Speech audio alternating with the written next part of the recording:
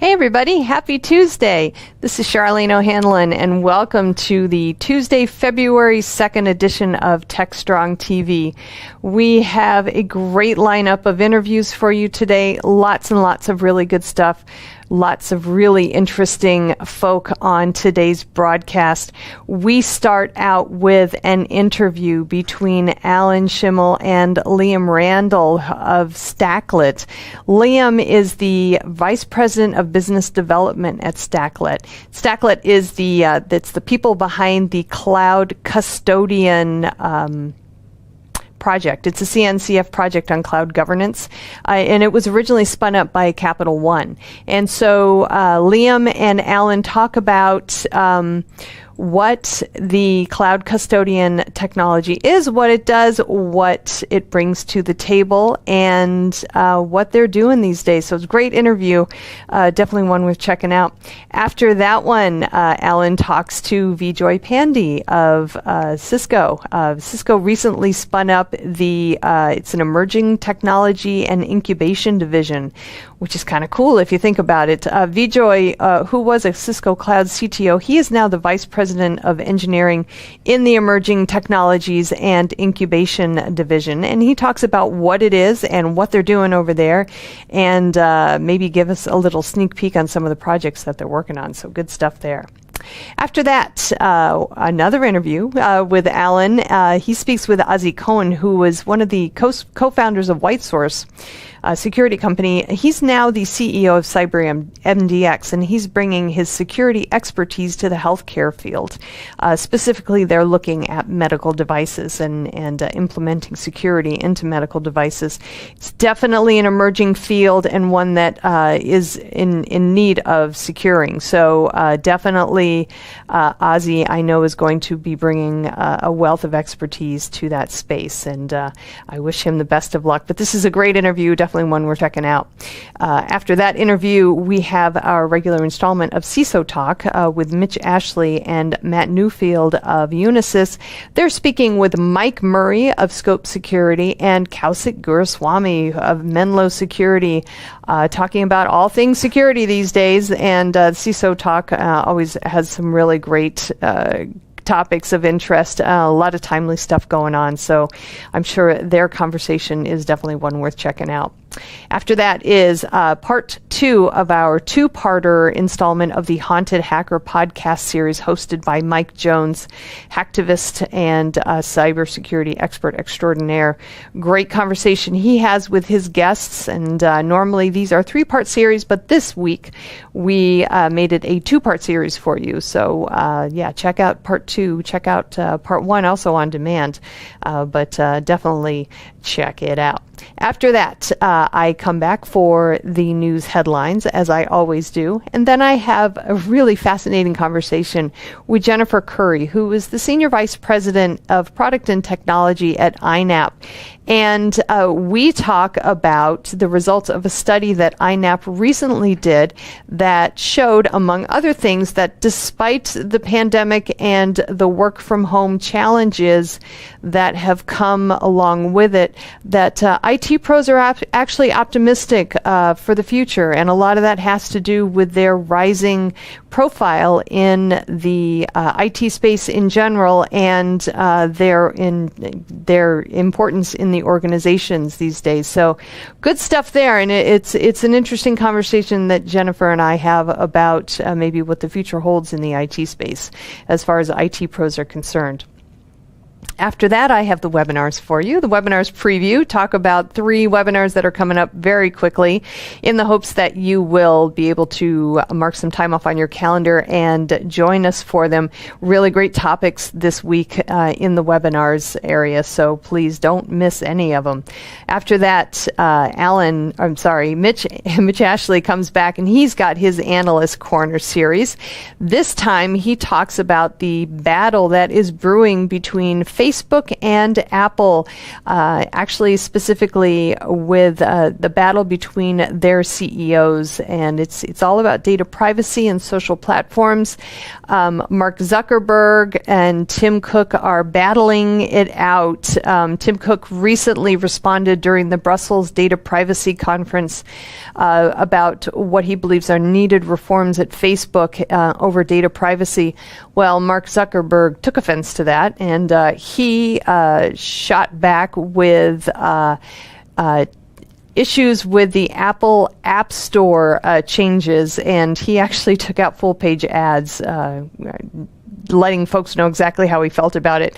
So this talks about, Mitch actually talks about the world of personal data privacy and social platforms, and his desire for the emergence of new platforms and capabilities that inform customers of how their data is being used specifically, and ways to give customers more control over those specific uses. So it's an interesting point of view, interesting perspective, and I hope you'll join us for that one.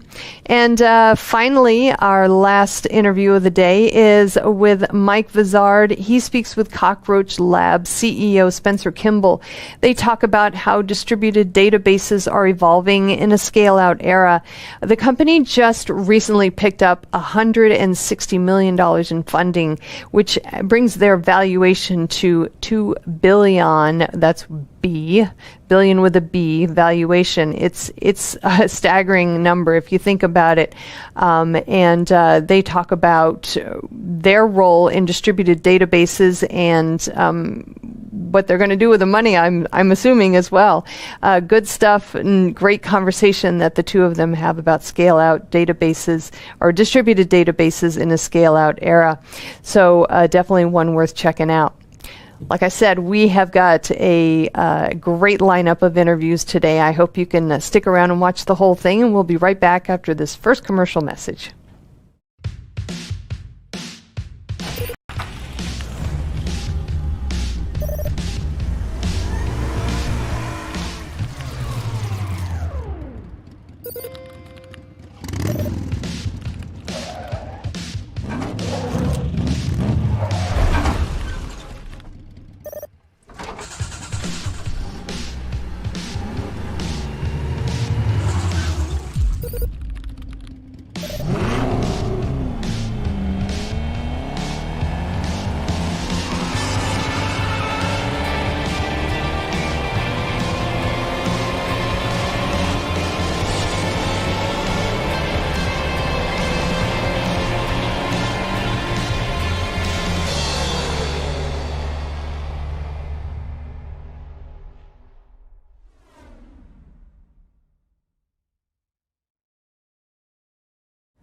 All right, welcome back, everybody. Our first interview for you today is between Alan Schimel and Liam Randall, who is the VP of Business Development at Stacklet, the people behind Cloud Custodian, which is a CNCF project on cloud governance. They originally were spun up by Capital One. Liam has recently joined the organization, and he's bringing Alan up to speed on what they're doing. So let's give this one a listen. This is Digital Anarchist. Hey, everyone. Thanks for joining us here on another segment for TechStrong TV. My guest this segment is an old friend. Well, he's not old, but we're friends for a long time from the security world, my friend Liam Randall. Hi, Liam. Welcome to TechStrong TV. Hey, Alan. Thank you. It's great to be on again. How are you today? It's great to have you on. So, Liam, we're going to talk about the new company you're involved with called Stacklet. But before we do, I created, I guess, I think we know each other a long time from the security world.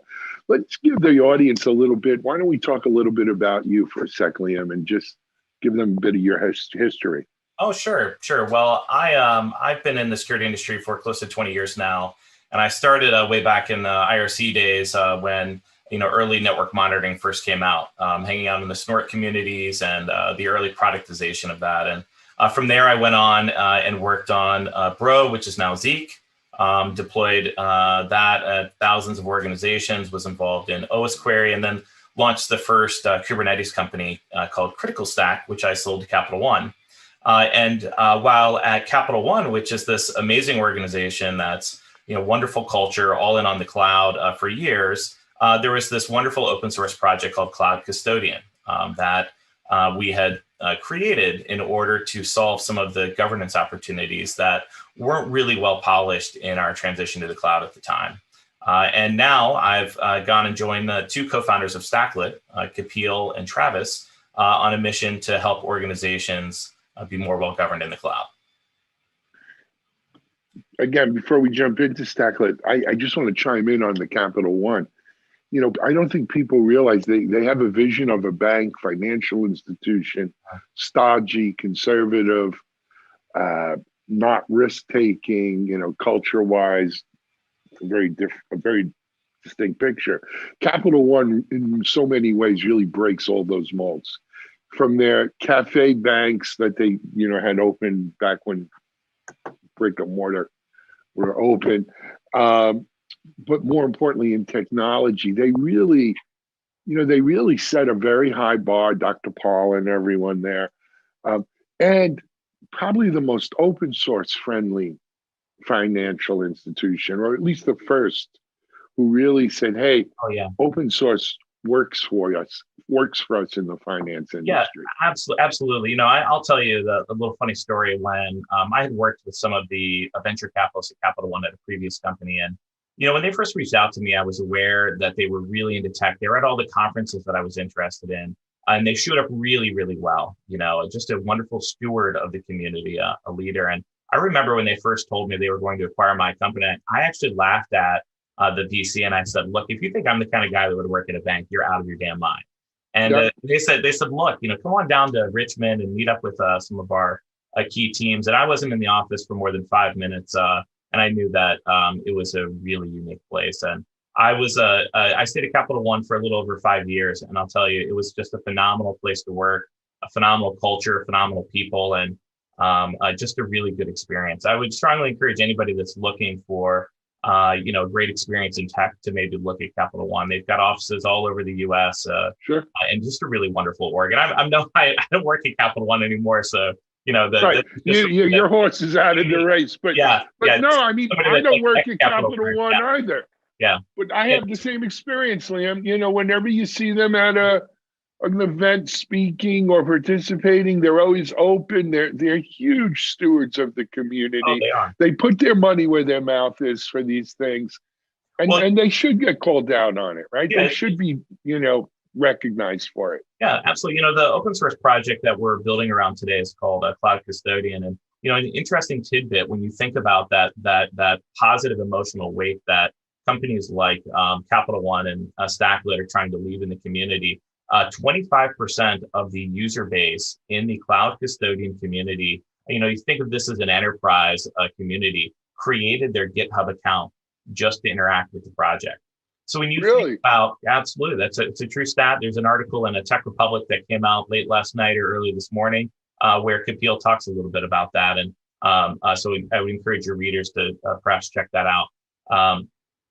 What's super interesting is the sort of power of community. And I think the Cloud Custodian journey in particular was really accelerated last year, when we worked to move this from Capital One, and Capital One donated the IP into the Cloud Native Computing Foundation, the CNCF, which has sort of become the ubiquitous marketing and collaboration org around cloud native design. And it's this place where, we can continue to raise the bar, where we can continue to sort of say, look, if we collaborate, we can solve all the problems together up to here. These are problems that transcend industry, that transcend, financial services. These are problems that impact organizations of all size.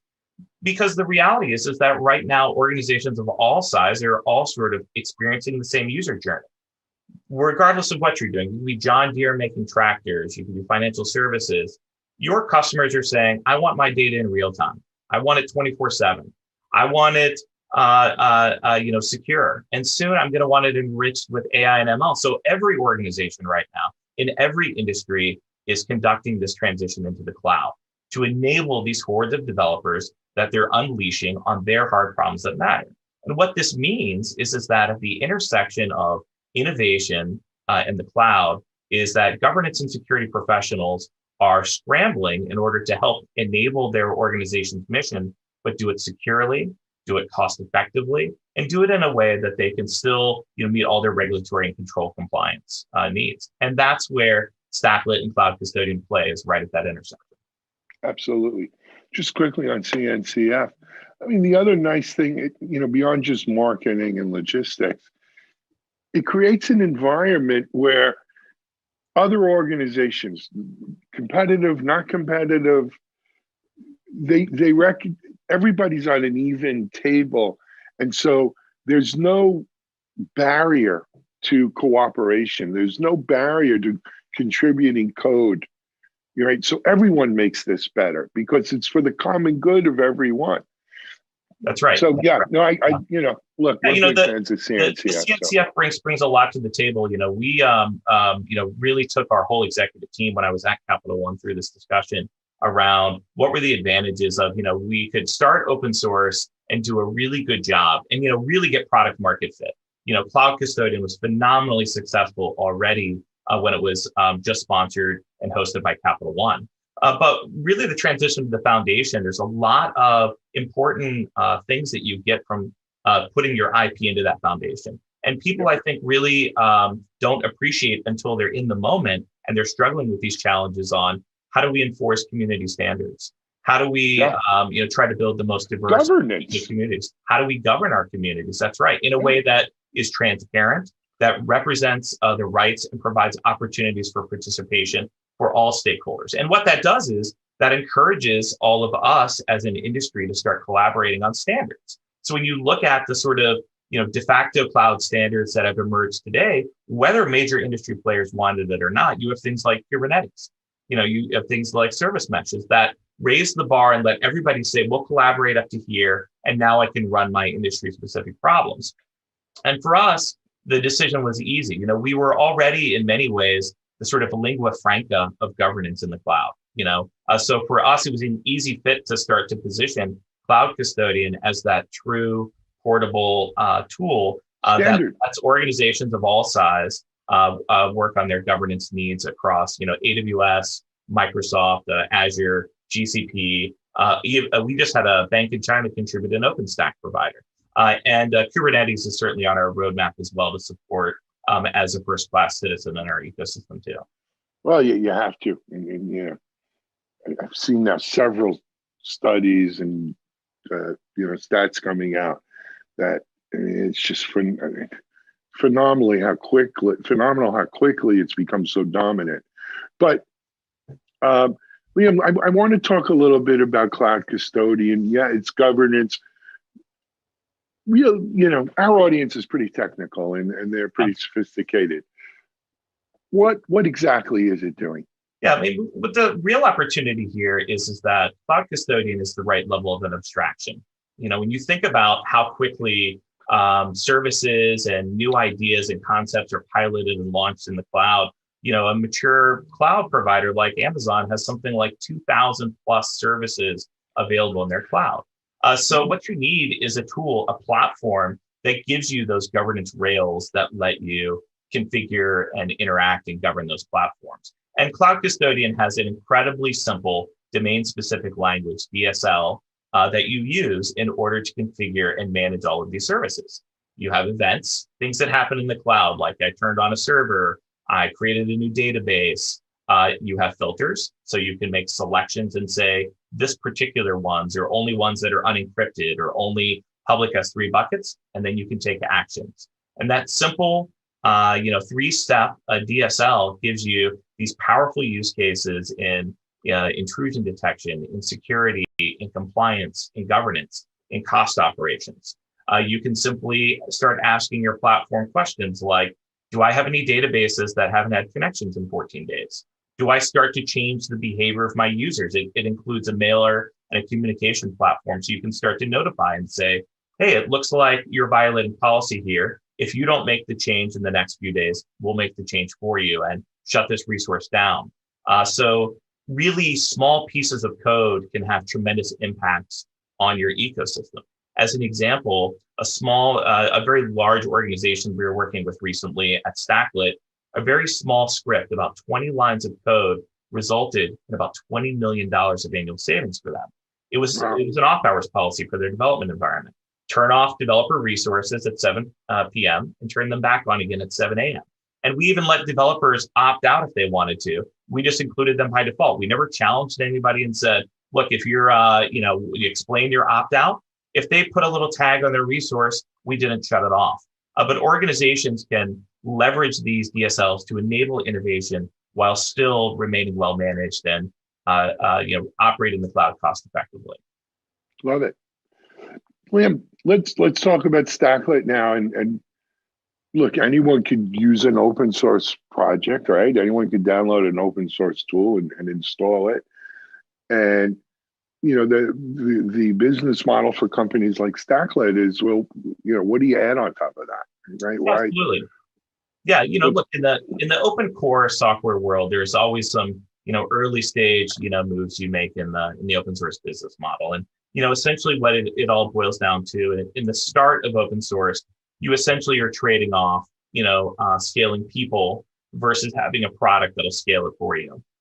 So the first thing that Stacklet's bringing to the table is the sort of open source lifecycle management. So when you think about how do I install and manage fleets of these things over hundreds or thousands of accounts and manage the policies that go with them, manage our exceptions that go in, that's the first thing that comes along. The second thing is policy packs. We're leveraging and partnering with the Cloud Security Alliance and their Cloud Controls Matrix, which acts as sort of a Rosetta Stone for compliance. And we publish our policies, we map them to a Rosetta Stone that says, this policy maps to, S3 for these various standards. And what we're working on doing is that it's from our enterprise experience, we know that if you're regulated from multiple agencies, and so you have multiple targets and things you need to comply with. Again, executing on the visibility, since we're already in the critical path, we're providing visibility through asset databases and helping our customers to understand what they're doing in their environment. Got it. All right, let's stay on Stacklet for a bit, Liam. So, how is the commercial product offered or sold, or what's the deal there? Yeah, absolutely. Right now we're in a design partnership with a small number of orgs. So we are revenue positive. We've started to work with a variety of customers. And later this year, we'll have our GA version available, and then a SaaS version that will be launching shortly after that. Look, the cloud, these problems that we're talking about when you're talking about cost savings, governance, security, compliance, these are problems that transcend industries of all size, right? Those are things that the smallest startups in the world want, as well as the largest organizations. And, the way that, regulatory concerns sort of flow down, oftentimes, that if you want to sell to a big company, you'll need to meet their standards. So we view an opportunity for us to provide a tool that lets everyone use and leverage the power of cloud custodian. Excellent. You know what we didn't tell people? How can they get more information? Cloud Custodian? Yeah, stacklet.io. That's stacklet.io. We're also in the process of launching community meetings and working on continuing to be a good steward leader for not only our closed source products, but for our open source community as well. So we're trying to provide multiple places where people of all types, all companies, all sizes can plug in and participate in our growing ecosystem. Got it. Leah, just because I'm an open source geek, Greek, whatever you want to call me, it's not so much that you have a closed source product and an open source product. Is it more of an open core kind of model where, absolutely. Yep. No, absolutely. Yeah. We are orchestrating and committed to orchestrating around the open core.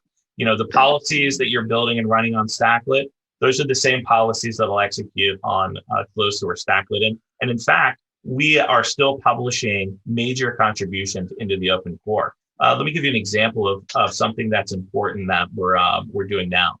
when you think about how Cloud Custodian works, it's hooking an event. So it's hooking something that's happened. So you think of that as a detective control that has the ability to respond and recover. These are the NIST operational functions from the cybersecurity framework. What we're working on now is actually a shift left motion where we're enabling Cloud Custodian to be integrated into your CI/CD, into your, when you're creating your assets, so you can start to give your developers feedback about their compliance or cost savings or whatever, policies that you'd like to cover earlier in the process, even before. So we're moving it to being a preventative control. And that's where we, sort of have that realization that Cloud Custodian is the lingua franca for governance in the cloud. Got it. Love it. All right, man. Liam, I think we're about done. Yeah. Thanks for coming on. Hey, now that, you're part of Stacklet and this is moving along, don't be a stranger. Come back and keep us informed of what's happening. Absolutely, Alan. I always love to come on and hang out, and I really love the show. All right.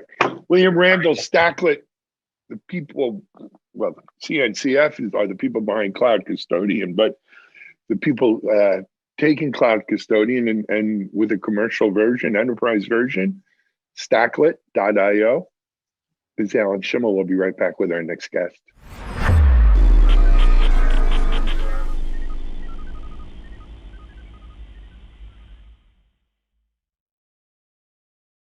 SecurityBoulevard.com is the leading resource for news, analysis, and education on challenges facing the cybersecurity industry.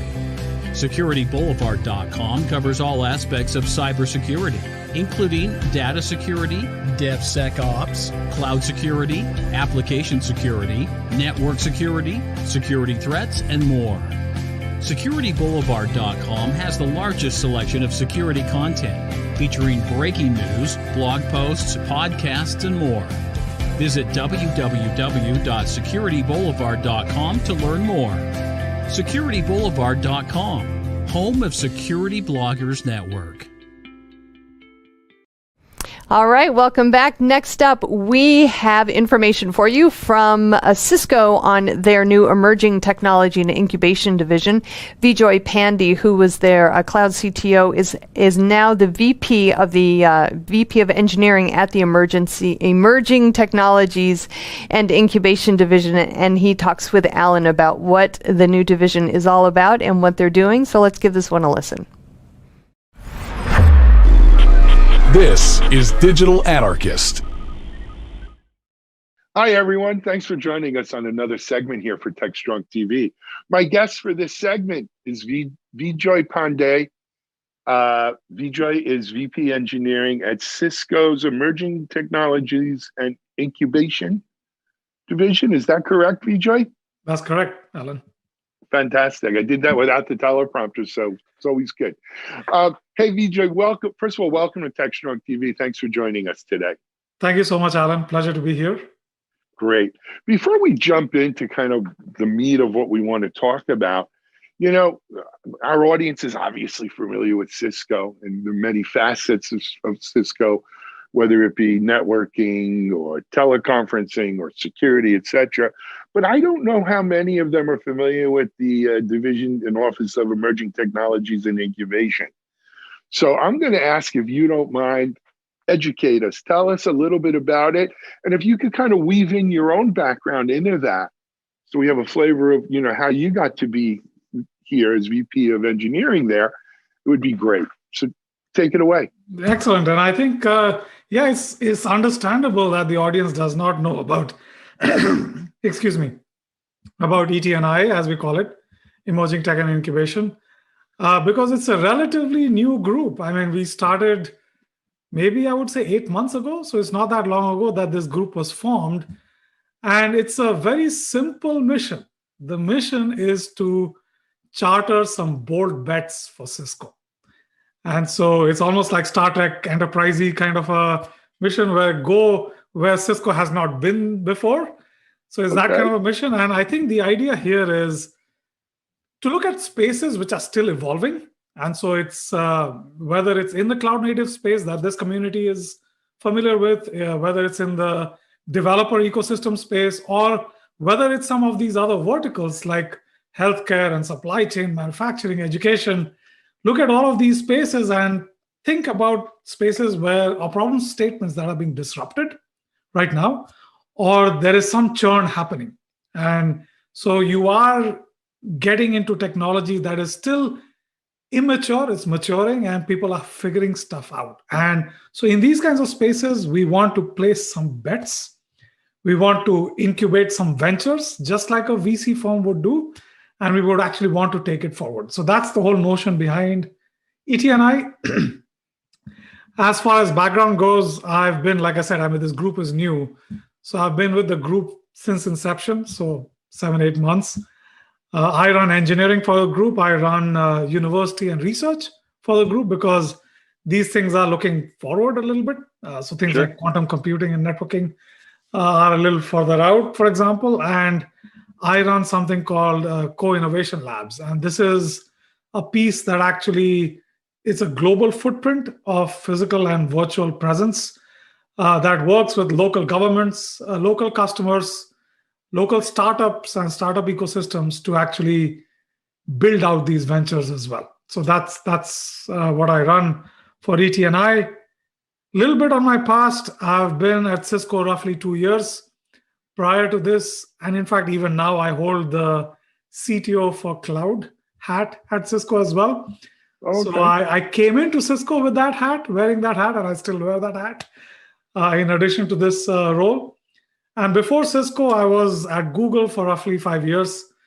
I spent a lot of time first running their data center infrastructure and then both of their backbones, because they have two backbones. One is user-facing, which is a global backbone, and one is data center to data center or server to server backbone, which is also a global backbone. So I ran that for a while, and then I ended up writing their modeling, automation, telemetry, AI analytics stack for physical networking as well as the virtual networking piece of the puzzle, so to speak. Yeah, fantastic. I mean, it's impressive to do. I think it also says something about the importance that Cisco is placing on ET&I, as you call it, by having their cloud CTO, wear two hats as VP of engineering for it as well. So, my background is venture-backed startups, and I actually, one of the startups I had co-founded, we were in an incubator. It was back 2001, 2002. There's a lot of different models, right? Traditionally, I know Cisco, they were a strategic investor, right? They were always looking at startups, and oftentimes they would make a strategic investment in a new technology or startup. And it wouldn't be surprising if at some point in the future, they would actually acquire that company when it became a little more, developed and mature and bring it into the fold, so to speak, right? Several, startups come to mind. But this sounds like a very different mission. This sounds like more of a seed and really an accelerator incubator almost. That is correct. It is a very, very different mission here. And just to be clear, innovation happens in lots of ways in lots of places. So it's not that ET&I is the only place within Cisco where innovation is happening. Innovation happens within security BU, within the networking BU, within the cloud BU. It happens in the collaboration BU. So it happens all over the map within Cisco. And that's why I was specific about the kinds of innovations that we want to go after. We want to see or look at spaces which are being disrupted. So if it's a vertical that we are already a part of, let's say security, we're already in the security business. Maybe there are disruptions happening in the security business. And if it's tech or if it's a space that is still maturing, and maybe there's some startups out there, maybe there aren't. Maybe there are some other big vendors or hyperscalers playing in that space, or maybe there aren't. It doesn't matter. But it's something that is still maturing. We have a playing chance in that field because it's stuff that is still happening. And so it's ET&I's mission to go after those spaces, form a venture, and make sure that we are ahead of the curve. Right. So that's for spaces that we're already part of. But then there are other spaces where maybe we are not in those verticals. Maybe, like, for example, education or healthcare. Yes, we bring in some collaboration stuff, we bring in some infrastructure pieces and security pieces, but we are not solving a higher order problem, maybe in healthcare. And so can we get in? So a clear example of this is remote patient monitoring. That's something that there are infrastructure pieces, like I said, that we might bring to the table, but the actual app that does remote patient monitoring, the fact that now there are sensors out there that actually do continuous monitoring of glucose levels, or there are cameras that can do monitoring of your heart rate, and so on and so forth. So can we enter spaces like that? And by the way, this is just an example, but can we enter spaces like that? Because that's something that Cisco has not been a part of. It's something that is being figured out in the ecosystem today. And we want to be there, riding the curve or ahead of the curve. So that's the way to look at this. And like I said, just to your question specifically, there's innovation from, like I said, across the BUs, including ET&I. But we've also been we've invested in companies, to your point. That will continue to happen. We will continue to acquire companies. And that all of that is part of the strategy. So it's not just the ET&I piece, but we will continue to push forward on all of those things. Now, if I were to just take a step back and describe what this process looks like you said, it's an accelerator. So we will look at ideation and the pipeline that we go through just like an accelerator would. So there's a funnel, the hundreds of ideas that we're looking at, and at the other end of the funnel, there might be only one or two that might be successful per year. So there's a massive exponential cleaning up that happens from the front of the funnel to the success of the venture, and that's the mindset that we're coming in with. And we look at stuff that we generate internally. We look at the VC community. We talk to customers and see what their pain points are. All of these things feed into the funnel. So it's exactly being run as an accelerator. Excellent. So, look, I'm sure there are people watching in our audience right now who say, "I'd love to get involved in this," or our startup, my group, we're doing something that I think would love to bring to their attention. Talk to us about the model a little bit more. Is it that you're looking for founding teams who already have an idea and you're going to incubate them, you're going to nourish them, nurture them, not only with capital, but with Cisco know-how and mentorship and, a place to hang your hat, and though who goes to offices today, but in other words, more than just money, right? You're Cisco, God darn it, right? And you've got things you could bring to the table beyond dollars for them.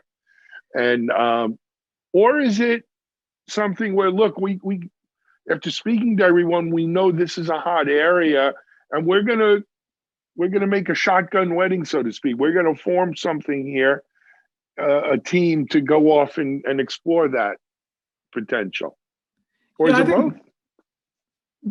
Yeah, I think that's a great question. And the way we are looking at this is, it's a little bit of a crawl, walk, run for us. And we are a young organization.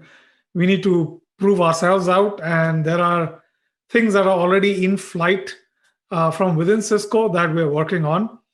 But the model is exactly how you described, which is there are various ways of engaging with us. So an example could be, maybe you are one of those verticals and maybe you want to work with us to co-innovate. So an example could be, and again, without naming names, there's a healthcare provider and we're working with them, and there's a lab within the healthcare provider, and we're working with them to figure out this is a problem that we want to solve together.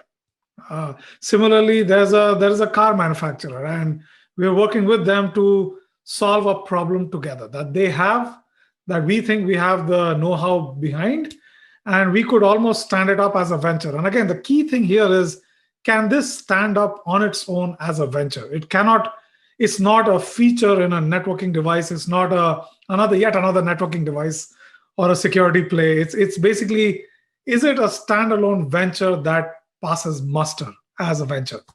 So those are the kinds of things we are looking at. And so you can co-innovate. That's one way. You can be a consumer of what we produce. So you can be an early adopter, give us feedback. We call them design partners. So you work with us to figure out how to shape that venture. So that's another way. A third way could be, maybe you have an idea, you want to bring it to the table, and we will work with you to provide you what you need. So it's almost like an EIR kind of a model, where either you do have an idea or you're passionate about a space. So maybe you're passionate about autonomous vehicles. I mean, just as an example, you want to come in and maybe say, I'm passionate about this. Maybe these are some ideas, and we'll work with you to figure out, take it here, take it there. We will even provide engineering resources, marketing resources, go-to-market, like market analysis, all of that. So those are all the models that we can work with. Now, like I said, we are a little bit young, so we are crawling at this point, I would say. So we are starting with some ideas and ventures that we already have.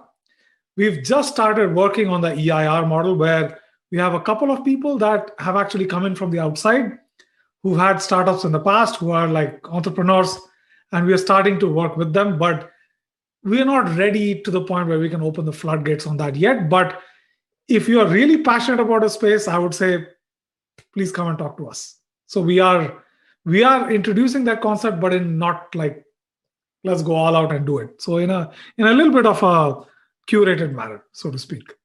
Got it. So I guess the obvious question, Vijay, is, okay, where do we go? How do we find out more? How do we get this? Where do we go? It is, obviously there must be a website. What is it? Yeah, so I think, and this is where I think this is where we have a little bit of a filtering mechanism, where right now we do have a website, but it's primarily internal, and this is how we're collecting information and funneling it through that ideation pipeline. I would say right now, since it's early alpha for the process, I would say either reach out to me or I can send you a few contact information of people you can reach out to. But it's a little bit of a curated way of dealing with EIRs, because we are not geared to open it up widely, and we're not staffed to do that yet. So no, understood. So you're I mean, the audience is welcome to reach out to me, and we can take it further. And we'll put something in notes or on the bottom here on how to do that. I don't want to inundate your mailbox either. But what a refreshing, a new take, if you will, right? A new way of looking. And some may say, oh, it's a Hail Mary. They're doing, they're making some long bets. Yeah, you are. And when you make these kinds of bets, you're not looking for a 50-50, half of them aren't going to pan out. Probably many less than half will pan out. Many will crash and burn. But these are, big ideas, big areas. They're big bets, right? And you don't need all of them to pan out to be successful. And I think that's an important thing here for people to realize. Yeah, and I think just to riff off that the statement that you just made, I think there is again, like I said, we are a young organization. We are still figuring this stuff out, and so the first few ideas that we're looking at. So first of all, you're absolutely right. The mindset is that 99% of these things will not pan out at some point in their journey, ideation, or even if you want to scale out the business, at some point in that journey they'll not pan out. So that mindset exists, and that's how we've structured the engineering teams and so on and so forth, to be a little bit more like Flash team kind of a model, where you come together, work on something, and you disband. So it's a very different model.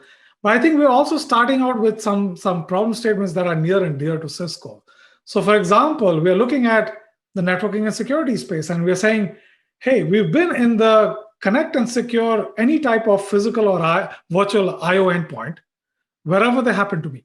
And that's what Cisco has been in the networking and security space. We're looking at the API space, because I think that's the future. And there's going to be a lot of turmoil. And to this audience, we've gone through IaaS and PaaS and container as a service. We're looking at serverless. We're looking at low code, no code.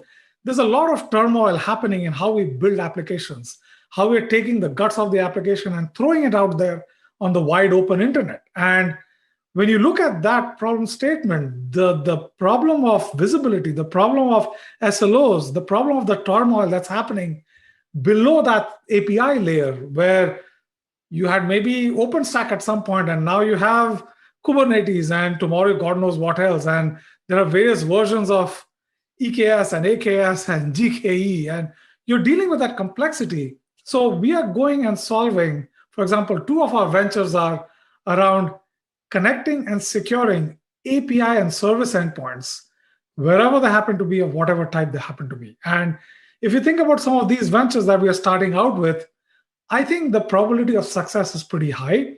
It's a space that is being disrupted day in, day out.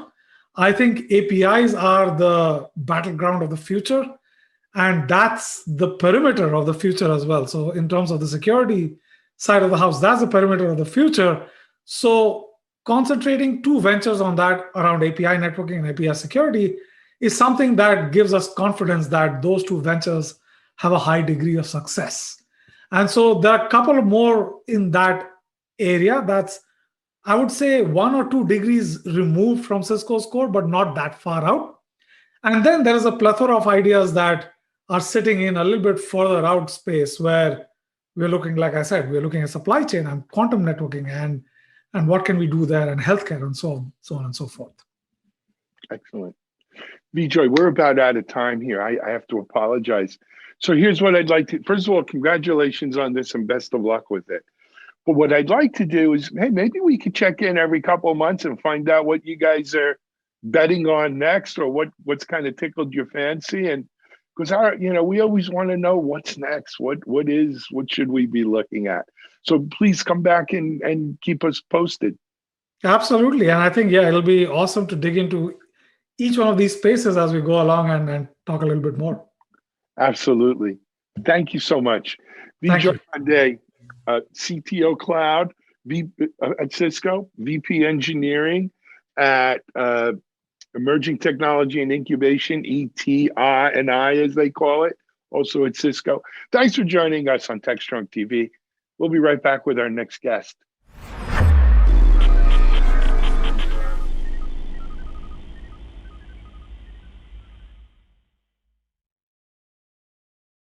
ContainerJournal.com is the leading online destination for centralized computing-related content. ContainerJournal.com covers all aspects of software containers, from container management, data management for containers, container security, networking for containers, to the entire container ecosystem, Kubernetes, microservices, serverless, and more. ContainerJournal.com has the largest selection of container-related news, featuring breaking news, blog posts, podcasts, and more. Visit www.containerjournal.com to learn more. ContainerJournal.com is operated by MediaOps Inc., the team behind DevOps.com, Digital Anarchist, SecurityBoulevard.com, DevOps Connect, and DevOpsDozen.com. All right, welcome back, everybody. Next up, Alan talks with Ozzie Cohen, who is a White Source co-founder, who's now CEO of a company called CyberMDX, which is bringing security to medical devices. A great space, a great market, great new technology. So let's listen to their conversation. This is Digital Anarchist. Hey, everyone. This is Alan Schimel. Welcome to another segment here on TechStrong TV. I have an old friend, new company to introduce you to on this segment of TechStrong TV. Say hello to my friend Ozzie Cohen. Ozzie, welcome back. How are you? I'm doing great. Thank you very much. And thank you for inviting me. It's always a pleasure meeting you, Alan. It's always a pleasure to have you on, Ozzie. So Ozzie, you've been on our videos and we've interviewed you, I don't know how many times, but primarily you co-founder White Source, leading open source, DevSecOps company. that for years, right? 3 years, 3.5 years. But today I'm excited to say that you're here in another capacity. Why don't you tell everyone what it is? Sure. So I recently joined a very exciting company by the name CyberMDX that provides security solution for the unmanaged device in hospitals. A very unique solution, very talented people. The top people in the security from Israel are behind this company. Many people ask me, Azi, why did you leave almost a unicorn, right? Like kind of a White House where you're a co-founder to such a small company? And I'll tell you, for decades I've been helping banks and insurance company to protect their assets in different aspects. I was amazed when I learned to see that there are people today with no conscience really attacking those people that help us to save our own lives against COVID and other, and don't let them concentrate in the main task, in the day-to-day job. And I therefore decided, to harness my capabilities and experience and join a company that try to help them to serve our own life, to protect the people, that protect the most important thing that we have, and to help them to concentrate in it. CyberMDX is obviously an Israeli company. I have a few colleagues there. I learned very quickly that they are the technical leaders in this market. And together we will become the business leaders in this market in the coming new years. Fantastic. And you're joining as CEO, yes? Right. I'm the CEO of the company. Excellent. So, Ozzy, look, with COVID, the past year, we're all focused on healthcare anyway, right? It is what it is. But the fact of the matter is we got two issues. Number one, the bad guys, they never miss an opportunity to take advantage of chaos, to take advantage of a weak spot. And so with everything going on in the world with COVID, with medical and healthcare, they've picked this time to really focus in on attacking healthcare providers, hospitals, and for a variety of reasons. Some do it just because they can, because they want to show chaos. Others, it's nation states. Maybe they're looking to, mess up a country's economy, or maybe they're looking to steal digital assets, vaccine information, what have you. There's no shortage of reasons why. But we're certainly seeing with COVID an explosion around attacks and security risk in healthcare, and it couldn't come at a worse time, frankly. You're 100% right, and it's an amazing phenomena to see that. Unfortunately, I think that most hospitals or medical providers for decades basically protected their traditional IT side of the house, assuming that medical devices network, or the IoT side, if you want, because the end of a medical device is the flavor of IoT, right? The difference is the information flows there, right? Which is private information, PII, etc. So they left it a little bit behind, and now it became the weakest link in many of those organizations. It requires a different approach to security. You cannot take an MRI or take an ultrasound or a pump and put an agent there, right? It's a one box with software that comes from the vendor. You cannot add stuff or remove stuff. So it is much more complicated to identify vulnerabilities there and later on protect them. So unfortunately, those network or IoT network at hospital or the managed devices or the medical devices became the weakest link in those organizations. People are attacking them. Checkpoints recently announced or published a report showing that since November last year, what we are 3 years away, the number of attacks, specific attacks on the medical devices on hospital grew by 45%. Gartner predict that 25% on hospital in total go directly to the medical network, right? So we definitely see a growing understanding that this is an area that need immediate remediation and new prevention tool. Obviously, the traditional approaches does not fit, and a unique approach or unique technology is needed to protect that side of the house, and we are definitely there to support them. You can't imagine the number of calls that we get almost daily right now for people that first they are curious to understand what we are doing, and later on would like to try it and move forward. And since this is a very fast-growing market, we also understand that when you talk with a typical security officer, chief security officer at the hospital, he needs some ways to identify and quantify the risk that he has, right? It's one thing to know that it's risk. It's another thing to understand how big is the risk. So we provide to them today a very unique service. We call it gap analysis, or some kind of an audit that quickly scan their system, identify all the existing vulnerabilities as security issues in their medical devices network, help them quantify the risk and understand where the soft spot, where the weak spot, what they should do. And of course, those that like that, we can help them in the next step to also protect their environment. Excellent. Give us a little background on the company, Ozzy. I mean, you recently joined, but how long has it been around? Who else is on here with you? Money, so the company raise capital? Sure. So the company was founded 3 years ago by two co-founders. One of them is more the finance side. His name is Moti. The other one is on the business side. His name is Amir, also the technology guy. Amir brought with him a small but very strong team for what's called the Israeli Prime Minister Office, which is another word to a group of people that basically their day-to-day is finding ways to protect Israel and Israeli assets from cyber attacks, or also find some way to attack others if needed, right?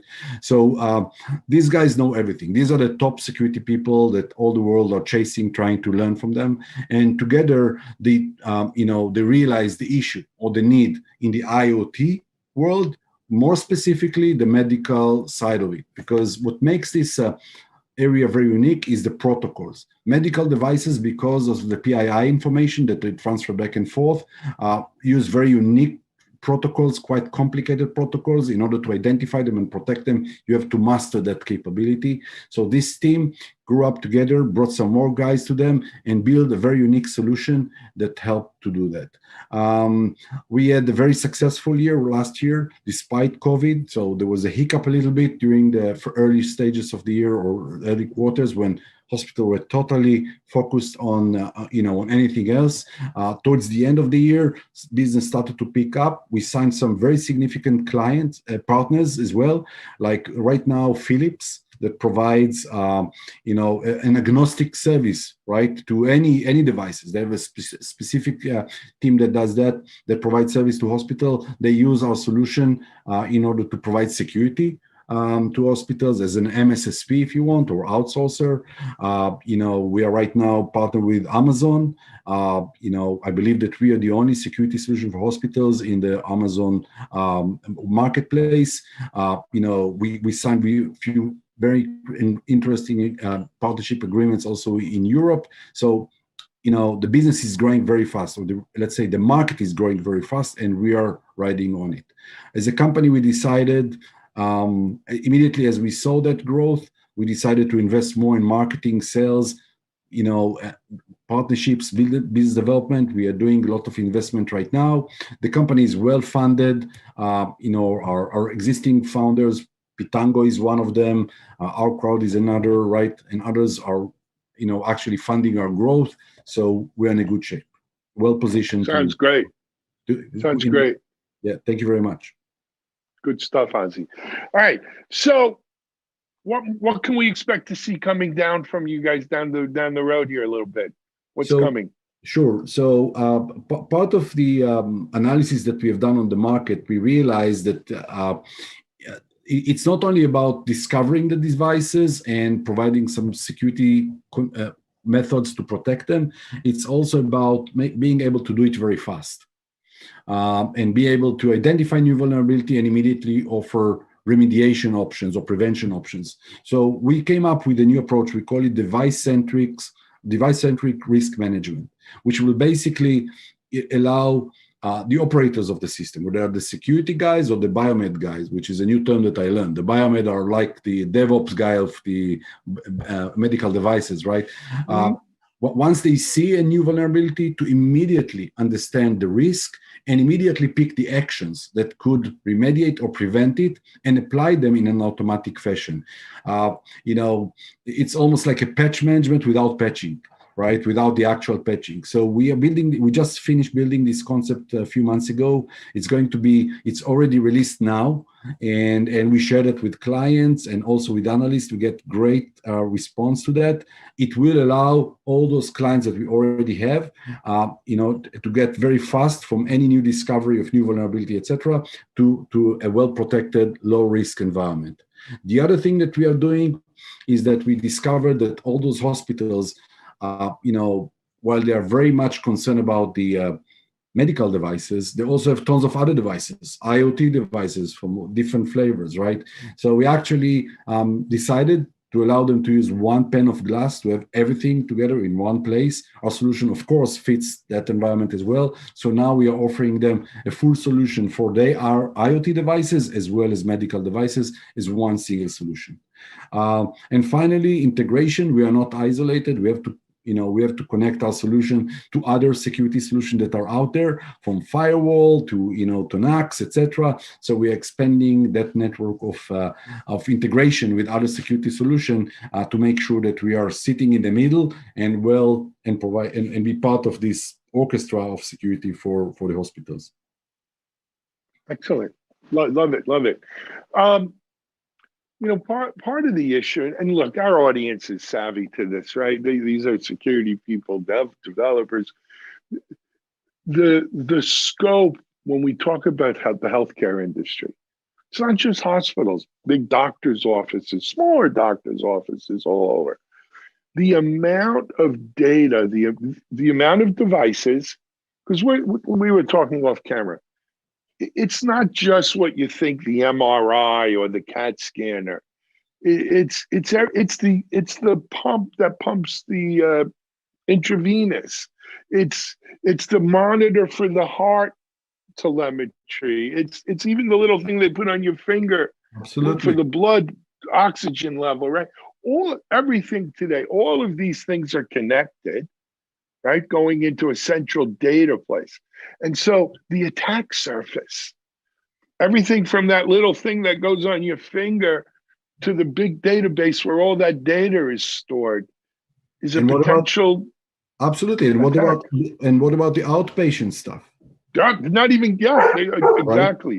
And what about all the devices that right now are starting to get connected, even as an iPad or whatever, right? So this is the number of devices, medical devices per bed, if you want, or per patient, is growing dramatically, which means that this market is just going to grow, even if the number of hospitals will not grow, right? Because the need is there, and at any moment you have new contact point.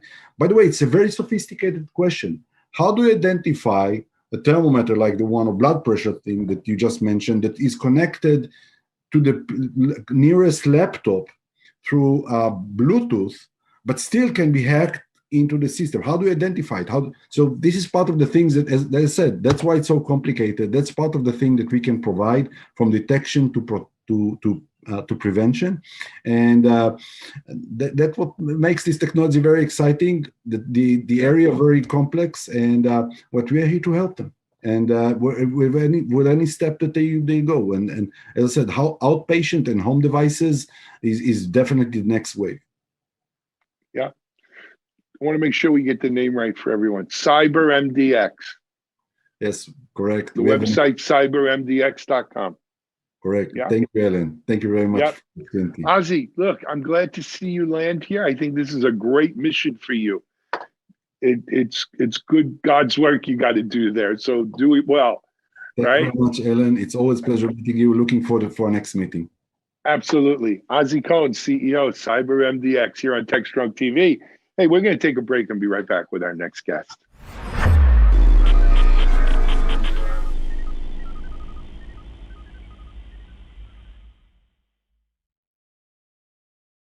Hiring great DevOps and cyber talent is a huge challenge for technical teams. Cloud transformation is driving demand higher. You've tried doing it yourself. Job boards, LinkedIn, didn't work. Recruiters are an option, but who do you trust and not waste your time and money? Recruit Ops is the new way to source engineering talent. From Media Ops, the people behind DevOps.com, Security Boulevard, Container Journal, and more. We sit right in the middle of the hottest positions in Dev, Sec, and Ops, and the brightest minds in the field. If you're looking for a great position or the talent to fill it, we can help you. Trust us, risk-free.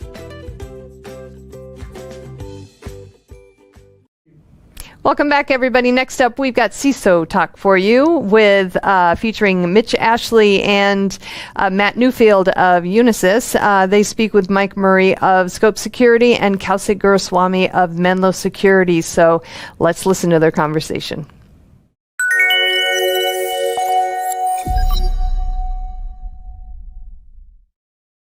Hello, everybody, and welcome back to another edition of CISO Talk. You'll see it slightly different today. Alan was unable to join us, but we wanted to continue to move forward. We have what I believe to be a very exciting topic today and two amazing guests back on our show.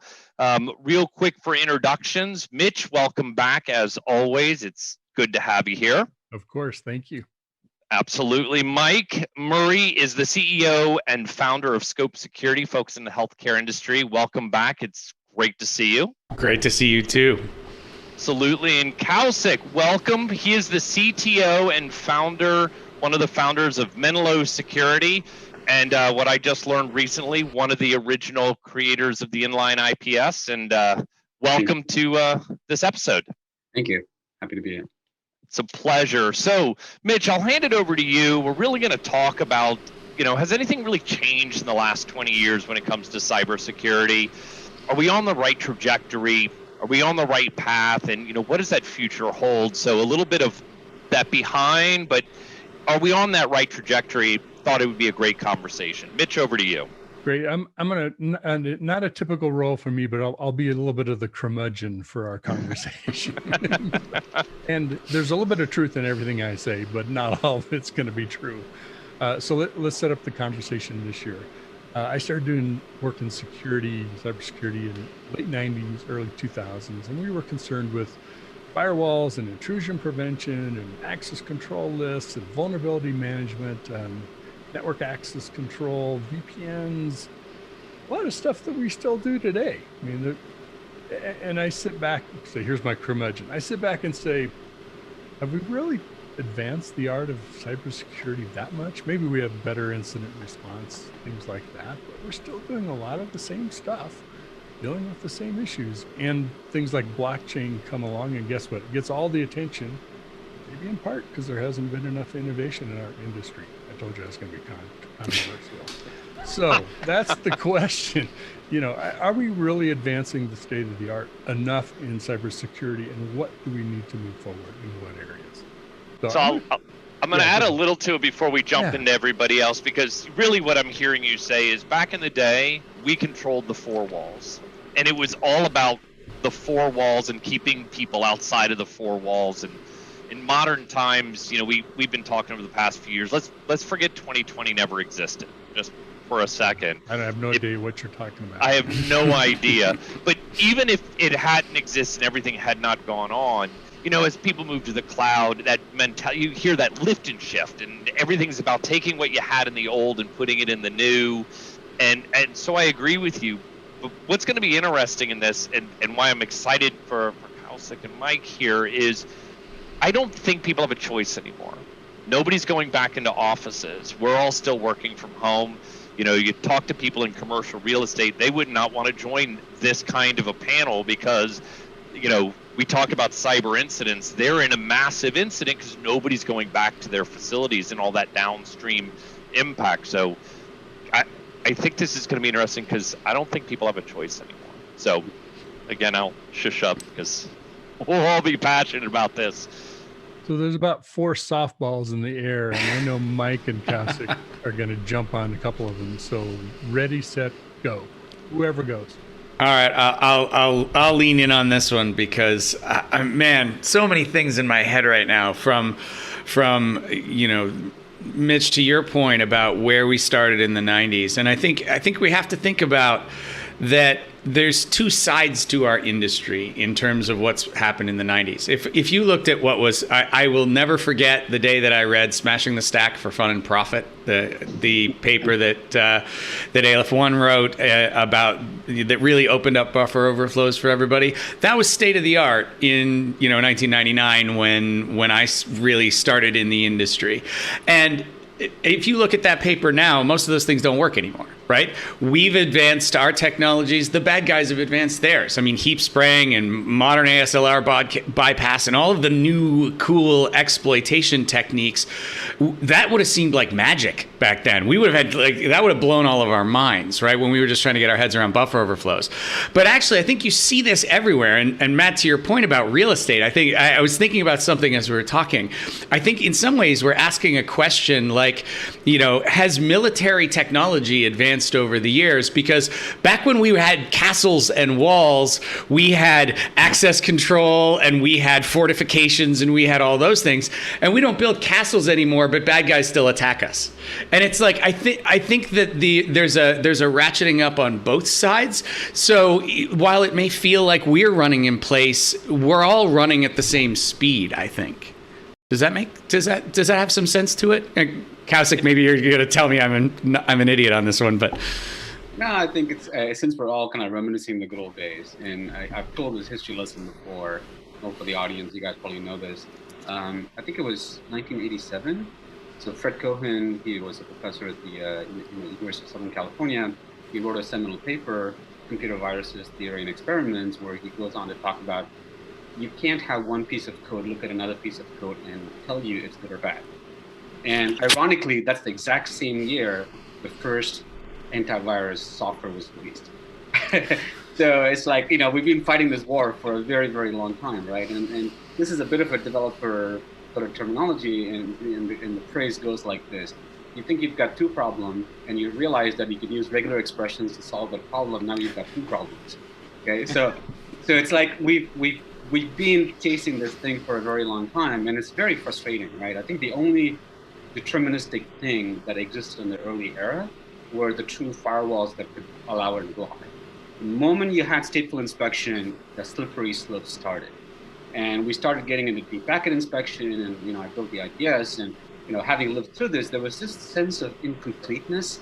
Like you couldn't basically declare victory on anything, and we haven't declared victory on anything for 20 years. And so, anyways, that's my rant. I'm pretty sure I'll have more rant for the line. So look, I was just going to add, by the way, you can tell Mike's excitement level by his volume, which is a little higher than everybody's else. So it's like a meter on our CISO talk. So sorry, Matt, I stepped on you. No. And the only thing I was going to say, I agree with both what Kausik and Mike are saying, except for the fact that it's not that I believe the adversaries are running in place. Like a lot of the cyber adversaries have goals that they're using, at least from my perspective, they're using technology to make a profit, and finding bugs is how they make money. Finding flaws is how they make money, and they're good at it.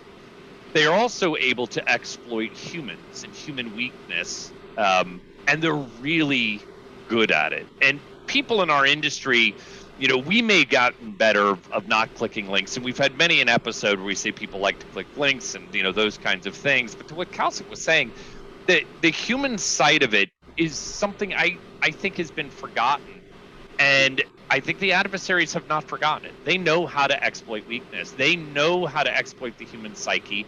They know what to do not to raise alarms. I mean, look at the most recent situation. Even being able to use the standards we've developed over 20 years of, if someone creates a new DNS, that's an alarm. You want to look at that. You want to, they didn't even create new DNS in December. They recycled old ones. They were looking for things about to expire and they bought them up. And you start thinking that human psyche, I think one of the big problems we have is Kausig, developing IPS, that's wonderful. And we need this technology. But to your point, if we just go, well, I bought a thing. That thing is great. It's not going to fix any of our problems, because the thing a lot of people bought to fix a lot of their network problems caused them their problems. Right? And to Mike's point, we used to build that defense in depth. I always go to the castle, because you see some of the early castles, it was a single tower and a moat. And then it was a tower with a wall. And then it was a tower with a wall and a city and a wall and a moat and a wall. It was that defense in depth, and the royalty sat in the middle, and you had to get through all that stuff to get to the crown jewels. Hard to do when everything's sitting in a cloud. Yeah, unfortunately, layered security, like the castle analogy, breaks down, right? Layered security is more like onion layers. It just makes everybody cry. An old CTO that I used to work with called it the Swiss cheese effect. Because you can layer a ton of Swiss cheese. It's still got a weird smell, and eventually you're still going to get through it, right? Yep. I mean, you just may not feel good when you get to the other end of it. You're definitely not going to feel good if you own it. Stacks of Swiss cheese. I think, Matt, something really interesting that you said, right, is you talked about the evolution of castles, right? And I think what the world that we're moving to, my last job before I started Scope was a CISO of Lookout, the mobile security company. And we used to talk about the post-perimeter world. Now we're living in the post-perimeter world because we're all walking around with supercomputers in our pockets. To me, that is the equivalent of the modern city. Right? You don't have, I live in New York City. There's no wall around New York City for me to get in and out of, but it's still viewed to be secure because we secure it in new and interesting ways. We have police forces that roam around and are distributed through it in a way that is different than just sticking walls up everywhere and hoping that we could secure it that way, because it's a pain in the ass to build a city that has walls around it. So we end up with this modern distribution. I've never seen anybody write a paper on it, but I think it'd be really cool if somebody actually sort of mapped out that evolution of castles and walls to our network architectures and what we're seeing in the cloud and with mobility. I think there's probably some philosophy paper on that somewhere. Well, if someone writes a book and they watch this, make sure you give Mike credit, because that's not cool if you don't. Well, in a way, it almost seems like we've moved maybe from 2 dimensions to 3 dimensions, right? When we used to think of things as the mode and the perimeter. I haven't said perimeter for a long time, even used a term like that. To now, everything is where we are. We're present everywhere, right? Because everybody's in their home. But aren't we on a trajectory for bad things, team? I mean, look, let's be honest. Right? We want to say that we don't have perimeters anymore. We want to say that everything's out there. We want to say all of these things. And if you let's look at what's coming. Let's look at 5G, for example. Let's look at everything being connected. Let's look at distributed architecture that I am, really starting to focus on, where you're not going to funnel everything through a singular pipe, because well, heck, if I've got 5G, if I've got the capability, everything could theoretically be connected to everything. And yet you still have a mentality in a lot of organizations of, do this, or stick my head in the sand, or what can you do to reduce the cybersecurity budget? Or is it really important for you, and Kausig will cringe at this, to have an IPS or to have a security partner? Or do we really need firewalls? Do you really need these things? That is still the mentality of a lot of businesses out there. And unfortunately, a lot of CISOs and CIOs have that mentality as well. I mean, look at 2020. That as a culmination point, if we want to think 2021 and beyond is where we're all trying to go. And I've said this before, how many people that I talk to, even on a personal level, not for the company I work for, but other organizations, friends, peers, that were like, I don't know why everybody's so freaking out. I sent everybody home. I got them a laptop from a big box store. I haven't been in the news. We're good to go. And you're like, oh my.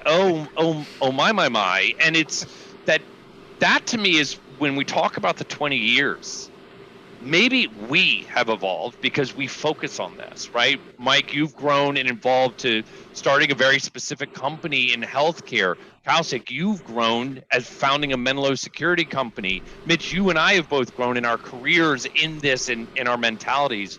But what about the rest of the world? I mean, the rest of the world, I think, is I mean, you're a CISO, right? And and now a CIO. And as I talk to many of those people, there's a growing frustration that the Swiss layer is not working. They're looking for solutions that actually solve problems.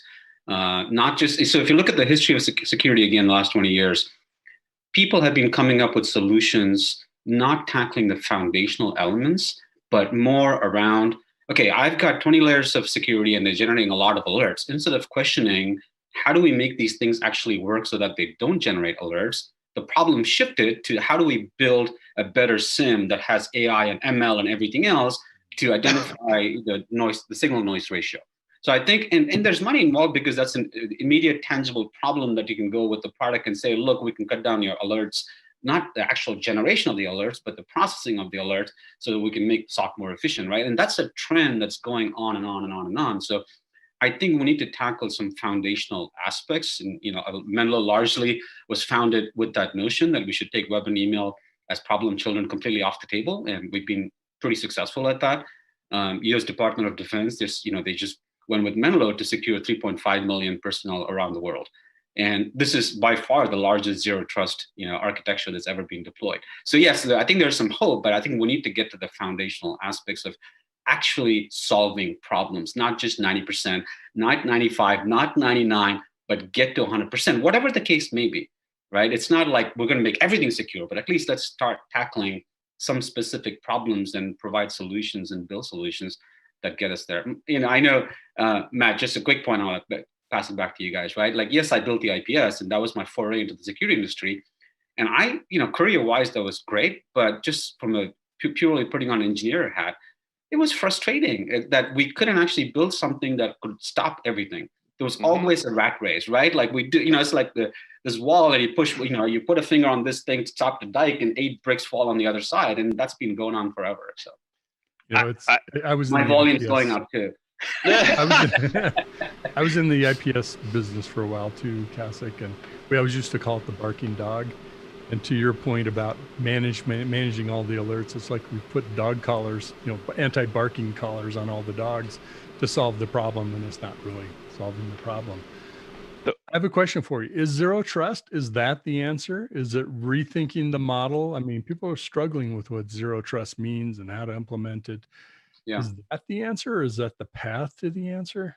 So from a Menlo perspective, and I'll briefly explain what Menlo does, right? I think we pioneered this whole concept of isolation, which is we figured out that 95, 96% of the attacks come via the browser. You click on an email, you're back in the browser, you go places.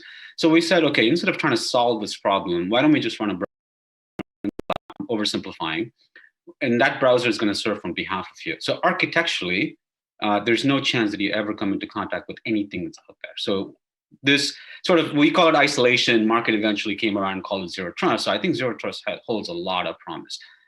It just holds a promise of perfect security. The challenge is it's been a little bit bastardized, that term, to basically convey conditional trust or maybe trust. So it's not quite zero. So sometimes trust. Yeah, it's like if you look at the existing architectures today, even the zero trust architectures, they basically make a decision, conditional trust, right? They basically say who you are, what device are you using, what are you trying to access? And based on that, if they decide you have access, now you have unfettered access to this thing, whether it's data or application. So yes, zero trust in that sort of purest definition definitely holds that promise, but we haven't really seen sort of reference architectures that showcase how it needs to be done. That aren't, and I'll add on to that, that are not very product specific. And I think there's a couple other things here. Zero trust for me is a mind shift. When we first started having this conversation with governments about zero trust, very offensive. I cannot tell you how many private meetings I had, and they're like, stop using that, that's insulting. How can you put a zero trust mentality on a trusted network, right? Because they were trusted environments and trusted segments and trusted. And then it led to the whole insider conversation where people are like, wait a minute, zero trust, so I can't trust the people I pay? And it goes to the conversation of, no, you can't. It's just like, do you trust it? And the mentality I use is, do you trust everybody that's on the highway? Would you close your eyes and trust that nobody's going to veer into your lane? The answer is no. We're all human beings, and I'll say something that always offends people, but in general, I think people are not the smartest species around, right? We do stupid things. We like to click links. Kausik, why I like your stuff is because it helps, because people like to click links. It only takes one. But again, what I love about that conversation of zero trust is a foundation, is that's something we can build on as long as it's done correctly. You do a zero semi-trust, you've actually made things worse because you think you're doing something that your organization is not. But isn't this just back to the, I'm gonna keep the castle metaphor because I think it actually does represent a lot about what we're talking about. And what we're really experiencing is the move from castles to cities in a lot of ways, in that when you have large castle walls around you, you don't need necessarily the same level of controls on your doors and windows of each individual house behind that wall. As soon as the builders of the castle start saying we could have a lot more economic activity if we knocked all these walls down and everybody could come in, then you start having to put locks on every house, right? Because it's not about zero trust for everyone. I always like to call it trust but verify, because what Kausik was actually describing is, before I fully trust you, I verify who you are and what you're supposed to have access to, right? My lock on my door of my apartment lets me in, but it doesn't let anybody else in. That, you could say that my lock on my door is zero trust, right? It has a zero trust kind of metaphor in that it doesn't let anybody in until I prove who I am. And the idea that that there's any situation, and even the one of driving, you have to trust them enough to get on the road in the first place, right? Yeah. So it's not zero trust. It's just enough trust to get me on the road, but I'm going to keep an eye on everybody. And so I hate the acronym soup of, people ask me what is scope, and I'm like, are we a SIM? Are we a UEBA product? Are we a managed detection and response service? Or are we an XDR?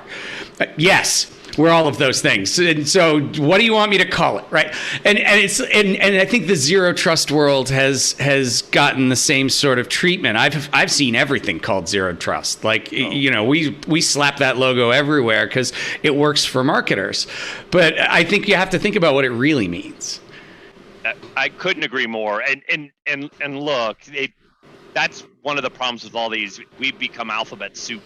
And I think, again, that's going back to the original topic of, have we grown in 20 years? No, we've just made it a little more complicated when it comes to the alphabet soup we use. Have we grown in the last 20 years when it comes to our cybersecurity stance?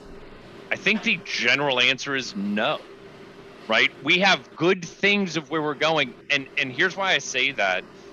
How can we believe, and maybe I'm wrong, we all said we could be wrong here, and I'd love to hear the counter to this. How can we believe we've gotten more secure and we've proven that the things that we have are good, they're wholesome, we can lock things down, and yet every day it's breach du jour, last year being no exception, to the year before that being, to the year before that being the year. I mean, and they seem to get worse and worse and worse. Except these are a lot of companies that are buying a lot of the standard security products that are out there. So how are we getting better? No, so I think you're missing the motion piece. I think if you take a system from the year 2003 and assume that it has all the relevant patches and it's not that out of date and all that kind of stuff. If you take what we were doing in 2003 and what it took to breach those systems in 2003, we're not vulnerable to those things anymore, and we've solved those problems. The problem is we don't have the systems from 2003. We have modern cloud systems. We're continuing to evolve at the same rate that we're like. It's what Kausik was saying earlier, right? If we only had two problems, we probably would have solved those two problems. But we keep layering things on that add more problems, and then we're like, well, we have the same number of problems we had back then. Yes, but they're different problems because the problems from back then we solved. But say it differently, they're harder problems. Absolutely. I was absolutely to throw it out there, and I agree with you. So I was trying to be inflammatory on purpose. You cannot find on the internet right now the Britney Spears Guide to Hacking Windows NT. Do you all remember that paper? It's my favorite. I have it. I printed it, and I actually have it bound out on my in my bookshelf because it was the greatest single document. And you're like, Windows NT is the greatest. Flip. Oh wow, that's all I have to do. Oh wow, look at that. I mean, I go back to original banking. When original banks went online, if you looked at the URL, there was a string of numbers there. It wasn't encrypted. Just remove one. Oh, that's the person that was right before me. Let me remove 5. Oh, that was 5 people. I'm now the 5 people who go logged into this website. You are correct. We have evolved and expanded. Then the question has to be, why are we still seeing these major problems? Yeah, so there's one more perspective. I think. I mean, I live in a world. I know, as enterprises have many different things that they tackle, right, from the CIO CISO perspective. I live in a world, and Menlo lives in a world where we're protecting employees as they go to the internet, as they access SaaS applications, and as they access internal applications. That's the path that we're on. So we're not dealing with vulnerability management and a lot of those things, right? In this world, and I've lived in this world for many years, is security has always been around FUD selling. You scare the bejesus out of people in order to sell software, right? It's insurance, it's et cetera. What's lost on a lot of people, and I think it's gaining more and more traction, especially with COVID and work from home, et cetera, is security has always been at crossroads with user experience and productivity. The better the user experience, I don't want to use the S word, but the crappy, the user experience, right? So the case in point, I think the Singapore government about 4 or 5 years ago, they cut the hard line. They took 100,000 government employees and said, we're done with malware. I think they had a breach, and you're not going to go to the internet directly. We're going to get you 2 computers, one called a dark kiosk. You walk over there, and if you want to access the internet, you do that. And then you have your work computer where you do all of your internal stuff. Guess what? It was 100% secure. 100%. No malware, right? But the productivity just took a huge nosedive. So the question really is, like, how do we not have to trade off those 2 things? Can we have both? And to me, that's a very, very interesting thing, especially the world that I live in, right? It's about people are coming into work to do work. Like, how can we protect, not just from a security perspective, how do we protect productivity? I think that's a pretty important angle, because otherwise you're just putting fences and walls and everywhere, and people are just like, I'm safe, but I can't do anything. And we go back to, as Michael loves to talk about, we go back to how many moats, how deep are those moats, how wide are those moats? Maybe I like that moat on fire, right? To keep the adversaries out, and then nobody can work because you're inside this thing going, well, I'm starving, I'm hungry, I need to talk to the thing that's sitting on the other side of that burning moat or outside that wall, and you don't get to do anything. And I do want to throw, before I hand it back over, I'm trying to be, we have evolved. I mean, you could look at things like there are more organizations. Look at both of you starting up companies that are trying to fix problems that bring brilliant minds in. It's a huge shift towards that, moving away from these pure homogeneous, I have to, what's the joke used to be, one throat to choke, or let me do my defense in depth. We've all expanded. And I think one of the more interesting things, and I would be curious on all your thoughts to slightly change the subject, it's the media as well. 10 years ago, 15 years ago, if someone got breached, if someone had a cyber incident, nobody really cared, right? It was the only people who really cared were the ones that, like probably all of us, who would go to Black Hat DEF CON style events, and they almost became heroic, and maybe they got arrested, maybe someone went to jail, but it probably didn't really make the nightly news. It wasn't that big a deal. And over the past 20 years, we've seen a massive shift in how the media handles cybersecurity events, and even how governments are handling. And I'd be curious on your thoughts on those 2 topics as an evolution of 20 years. Well, let me jump in on this too, because I think the other dimension which contributes to that media perspective is, we had the generalization of IT. It's IT is in the end user's hands, not inside the organization, and now that is also affecting their own personal lives, because when data gets breached, potentially it's their content, right? But I've always said, end users every day, and people who use the technology, they will opt for convenience. Your productivity comment, they'll opt over convenience versus security, right? Don't get in my way. I got stuff to do. all your stuff, gets in the way. So whenever you can do something that makes it easier to get the job done and it's secure, hey, hallelujah. But that doesn't happen very often. But I think that's also why we are desensitized to all of these attacks and breaches. How many do we hear? How many people get fired and how many people get their money back? Zero. It seems like. I mean, you don't hear about that part of it. So it seems like we'll just accept it. We'll accept ransomware. We'll accept, another data breach.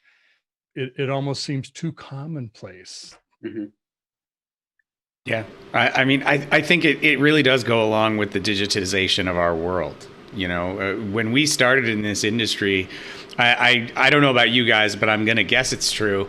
Everyone in my family kind of looked at me like, you're going to play with computers for a job? Like, that's cute. Right. And now everyone in my family actually understands what I do for a living. And when we did our Christmas Zoom, people were asking me about Russians and ransomware.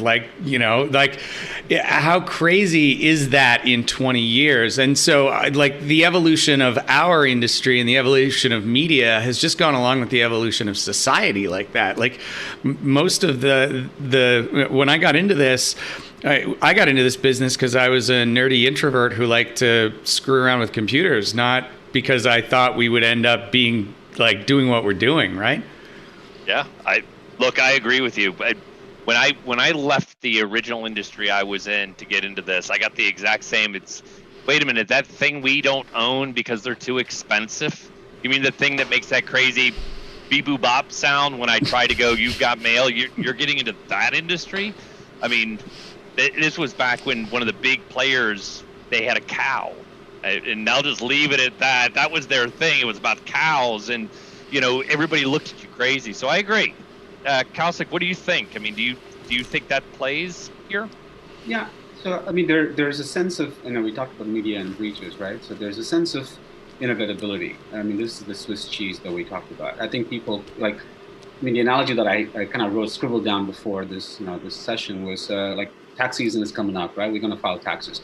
When you go buy a piece of tax software, it doesn't matter what it is. You don't go into the shop with the thinking, this is going to get me 90% of the way. I need to go to a tax advisor anyways, right? That's how we buy security software. We just go in there saying, yeah, it's one more finger on the dike to hold it, but I know there's 8 other bricks that I'm going to have to deal with, right? So I think fundamentally, I feel like with new, there's 3,000 security startups in the world all trying to solve problems. So my urge to all of us is to really think about tackling the sort of the foundational layers and see if we can come up with stuff that actually stops things, that actually helps people and not have to trade off between security and productivity. Kaushik, real quick, the way you said that, I love, and we have to be careful because we only have a few more minutes before we have to stop the conversation. But I think you really said it there. And my nuance to it is you have to come at it understanding people are going to make mistakes. And how do you help them when they make a mistake so that we don't, Mike, as you pointed out, Mitch, you pointed out, so we don't have the, oh, you clicked the link, you're fired. Oh, you allowed that individual to click the link, you're fired. Oh, you managed the organization that deployed the laptop that's supposed to secure it that allowed them to click the link, you're fired. Right? You got to help people because otherwise what you talked about, Kaushik, in Singapore is going to happen to all of us. We go, my job's on the line, no internet. Yeah, I mean, there's a certain sensationalism. Sorry, Mike, I'll just pass it to you in a second. But go for it. There's a certain sensationalism about security by being in your face. Like when you think about your phone, the smartphone, doesn't matter what you use, it stays out of the way for the most part, right? Like you're doing all of these things, you're reading news, you're watching Netflix, you're doing whatever. It's not constantly telling you all the cool things that it is. It's helping you do what gives you pleasure, or entertainment, news, business, whatever. So to me, security software needs to be sort of behind the scenes, do its job. Not everybody in the organization needs to be a cybersecurity expert, right? You need to let people go wherever they need to go and yet give them that sense of safety net. And I think that's the thing that we need to strive for. Just quiet down, stay in the background, do your job, and just let me do my job. I've always told people I think our job should be like a baseball umpire. If you're watching a baseball game and you notice the umpire, something has gone horribly wrong. You only notice the umpire when they make a huge mistake, right? Otherwise, they're just sort of background and they help the game flow seamlessly. And that's it. Kausic, exactly what you just said, right? Our job needs to be, no one should ever notice security. They should just know that everything is safe and everything is protected, and that should be what we're here for. I love it. I mean, that's a great way to end it. When you think about where we've come, we've hit some major sensationalization around what we do. It has. We've hit the FUD. You've hit those kinds of fear, uncertainty, and doubt spikes. But I agree with you. It's interesting as I think through the conversations I've had over the past 9 months, and even in this new role I have, our focus is I want to do continual verification. I'm making something up, but I can't have it where someone's constantly looking down at something and entering a code every 5 minutes. So you have to start thinking of how do you enable your employees, your family, your friends, your coworkers to do what they need to do more efficiently, but more securely. And I agree, that is maybe one of the biggest changes in our industry moving forward is we understand we are not supposed to be in the limelight. We are supposed to be in the background. We are supposed to just be the enablers of secure business. I think that's brilliant. Mitch, I'll hand it back to you for some last words. But before I do, Mike Kausic, thank you so much. Just to close out and always give props, Kausic is the CTO at Menlo Security and one of the founders. Amazing company helping to really bring zero trust into the limelight around employees. And Mike, the CEO and founder of Scope Security, really focused on making sure our healthcare is secure. Thank you. We need that right now, especially over the next couple of years as we work through this pandemic. So thank you so much. Mitch, I'll hand it to you. Well, thanks for letting me close it out. I think some of the insights from our conversation go back to the customer. That's who we're creating products for. So we as customers need to stop asking for the next brick to put on the wall, the next widget that's going to solve something and create more information. We need a paradigm change. We need the paradigm that Kausic talked about, whether it's zero trust or it's something else. I heard from the former CISO of Twitter said, I won't buy any product that adds more work to my team. They got too much to do already. And that's sort of the mentality we need to take. Let's make our jobs easier, not harder. And I'll just part with the last thought, one that I started with. I'm really glad to hear that blockchain isn't the answer to all problems. So thank you guys for not bringing that up. I'm the only one that did twice.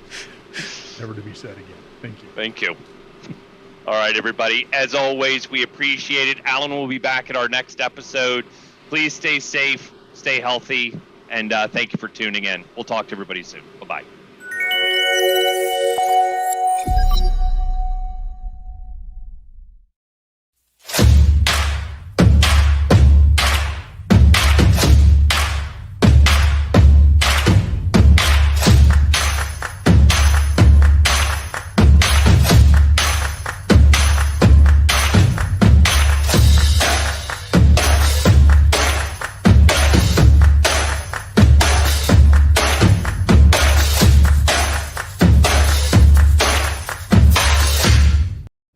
Hey, welcome back, guys. Next up, we have episode 2 of the Haunted Hacker podcast.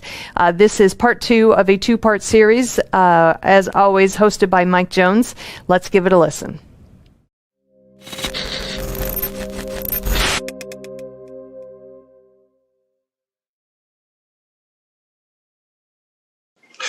Next question. What is your favorite blue team tool? There's too many to name, I guess. But one of the things that question that poses, though, is that I've been thinking about is how many of the tools that we use now take us away from the fundamentals. You get a blinky box or a tool and you go and install it and people and your team is running it, but don't necessarily understand the underlines of it. So I think that's an interesting one for me. We kind of what's the best term to use? Kind of taking away the technical elements and wrapping them in tools. And we talked about this a little bit last night, I think, Mike, with AI and ML and all that sort of thing. I think we just need to be careful with these tools, that we don't just point, click, and hope that the system's going to tell us that when something bad happens. I think we put a bit too much faith into those. Yeah, so that also opens up another discussion about people and relationships, right? So I think with the dawning of this buzzword AI, we're kind of putting ourselves at a disservice, because we're expecting a system to think for us and be able to detect behavior, which I have a real problem with, because I've seen some of those tools work, and I've ran some pretty bad actions against systems, and they haven't picked it up. Because if a network is already hosed with bad traffic and bad actors, and you put AI into it, or machine learning, it's going to learn that behavior is normal, because that behavior existed before you put that box in. And I try to tell clients that if you want AI, you really have to do some forensics and some threat hunting, or you're wasting your time and your money, really. Yeah, you need that good baseline to go from. Like, exactly like you say, Mike. You need to make sure that you're in a good place before something goes in like that, because otherwise, garbage in, garbage out, really, isn't it? So yeah, same thing with logs too. So next question: being from the UK, what do you think needs to change to help the security industry become more prevailing and show organizations, people, security needs to be taken seriously?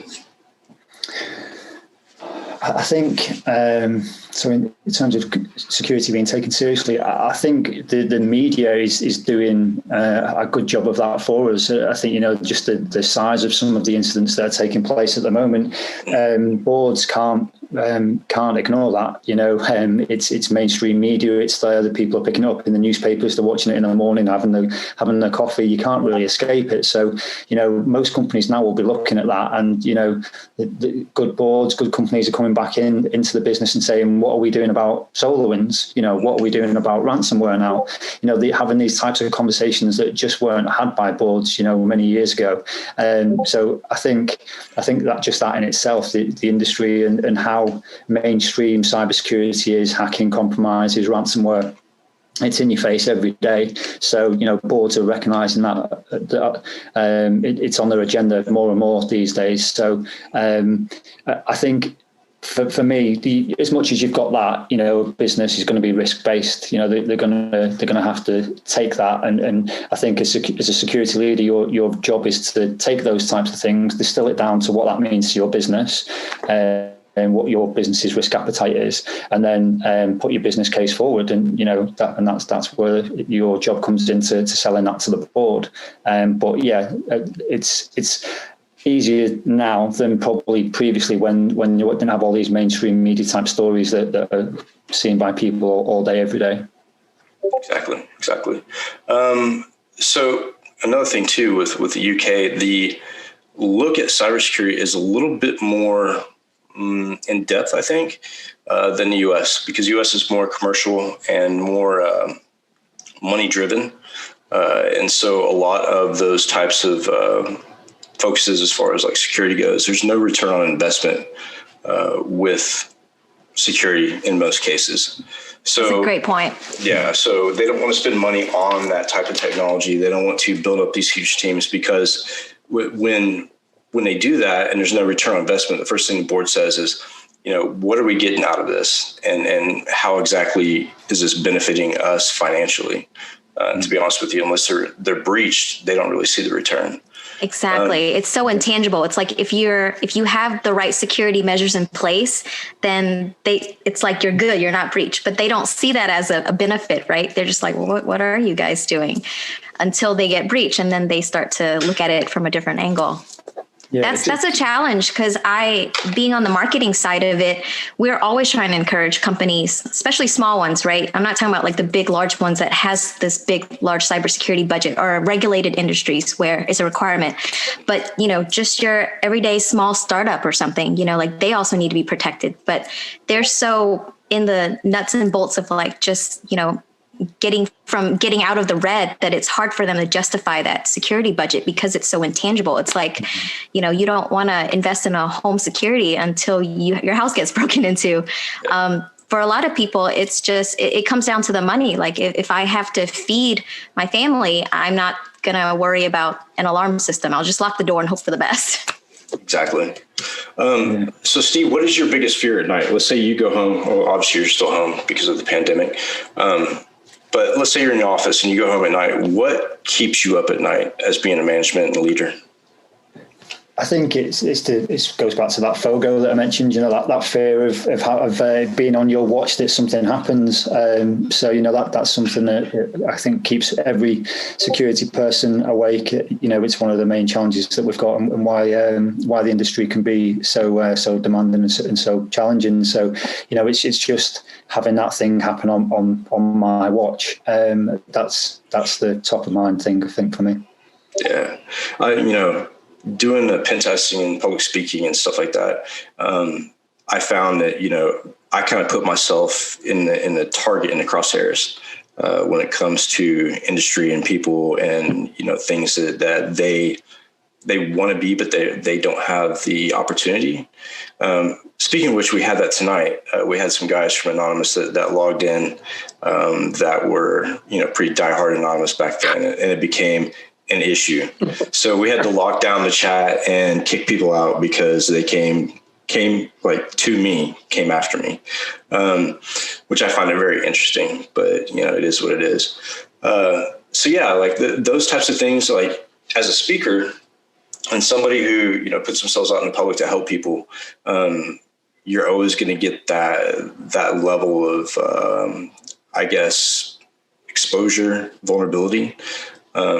And it's the same thing with any system or any company or people in general. You know, we all have weaknesses, we all have vulnerabilities, and they'll go after them. So even after leaving a group like Anonymous, I still have that threat, that background chatter. But luckily, I have great staff for the Haunted Hacker, and they're able to take care of like issues with people like that. It's just really, really strange that people would do that and try to disrupt something that's, you know, beneficial to everybody. So any questions for us, Steve? Like, I really appreciate you coming on. Like, it's been awesome. It's been a great conversation. Yeah, thanks, guys. Really appreciate the opportunity to come on and talk to everyone. And again, for everyone joining and taking the time out of the day, you know, I just still find that amazing that people want to come in and listen to me speak. Most people maybe just came for the rest of the show. So I think that's awesome. So thanks everybody for that. Really appreciate it. My question, I guess, really is, and I think you've answered this a few times before, but what's next for the podcast and for everything else? I know you've got a lot on yourself in terms of speaking, and you're doing some things with the UK law for the protection of children and things like that. So what else is going on? Man, it's crazy. So literally this has been going on for 12 weeks, and it started over a glass of bourbon in our kitchen upstairs. And it became this thing where we thought, well, we'll just give it a shot and see what happens. My biggest fear was nobody was going to show up. So far, we haven't had that problem, and it's been amazing. I think the next step. So I brought Tremi on as co-host because I figured, you know, after 11 weeks of people hearing me and sometimes my cynical attitude and more of the darker side of the internet, we needed something to kind of equal that out and make it, you know, digestible for everybody. And kind of our model was, I don't know if you know the Hack 5 Threatwire podcast with Darren Cutchins and his co-host. Like, I realized that the industry I'm a big advocate for women in tech, right? So I'm always trying to open up the doors. I think my last 2 hires when I was in Houston were both females, because I want to give them a chance to equal the playing field and kind of add that. They give another mindset to what we're doing in operations. Some things that I can't give. So I brought Tremi on, and she's been fantastic. She actually did the logos, by the way, which yeah, they are awesome. Yeah, thanks. From me. Yeah. I just started with the graphics. I was like, well, I'm creative. I can help with the graphics. And then it kind of exploded over the last 2 weeks. And now I feel like Mike and I have become close friends in such a short amount of time. And then just this community has been so awesome. Like all the guys that I've been able to connect with through this podcast is just, it's helped me like really dive into, the industry even more. So I was doing marketing for the company where we, just automate network penetration testing. So I was really big into the offensive side of it. And that was like my bubble. But meeting Mike, I slowly started opening up that bubble and just like kind of peeling through and just learning. And it's overwhelming, like Steve mentioned. It's a lot. I find myself on the phone a lot more than I used to be. But it's when you're just getting in, you feel like there's so much that you just need to catch up on. But it's been super exciting. And I'm loving every moment of it. Yeah, it's been pretty intense. I mean, we literally went from having like maybe 18 people log on for the live broadcast to now today, I think is our peak, actually with 34, minus the 2 people we had to kick out. But yeah, like it's really growing. And I feel like, so Ryan is another co-host. He's actually in Australia. And we're going to have a Haunted Hacker podcast just like this that's going to air in Australia in their time zone. So, and I'm looking possibly to get one in the UK as well, where we have somebody in the UK actually host a podcast. And we host all the videos underneath the Haunted Hacker YouTube channel. But I want to get into more of, the training and helping people learn what we do, even from a beginner level. I think that beginner level is really important. I thought about doing the tech portion of the podcast, like really deep and showing like really advanced techniques, but I don't think that's the most important. I really think the most important is to show something a beginner can do and give them that excitement. Because we have various levels of people in the channel and on the podcast. And my thing is giving back and bringing people into the industry. So that's why I focus on Wi-Fi hacking, the easy stuff, doing, remote shells with PowerShell, stuff that's digestible. And for some of them, I actually do like a document, like a walkthrough that they can download. I'll put it in the chat. They can download it and follow it step by step. So that to me is the most important. But I feel like this has become more of not really a podcast. It's become more of a community and a movement of, free knowledge and disclosure and just partnering with people and bringing people to where they can get that information to make them successful. Because I don't want to leave anybody behind. I didn't have a mentor when I got into security. I didn't have a channel that I could go to and be like, oh, well, that's really cool. Let me check into this. I did have one person that kind of took me under his wing way back in the day when I first got started. His name's Robert Hansen. He goes by Arsenic. Really awesome web hacker, like probably one of the best in the world. And he was part of White Hat Security with Jeremiah Grossman. So those 2 guys I met years ago in Vegas at a hacker conference. And just recently I hooked up Trammy and Robert so that she could meet my mentor. He's an amazing guy. He has been asking me the most challenging questions. And I'm going to ask you guys one of them because it had me thinking. But he said, which one would you rather? Absolute security or absolute privacy?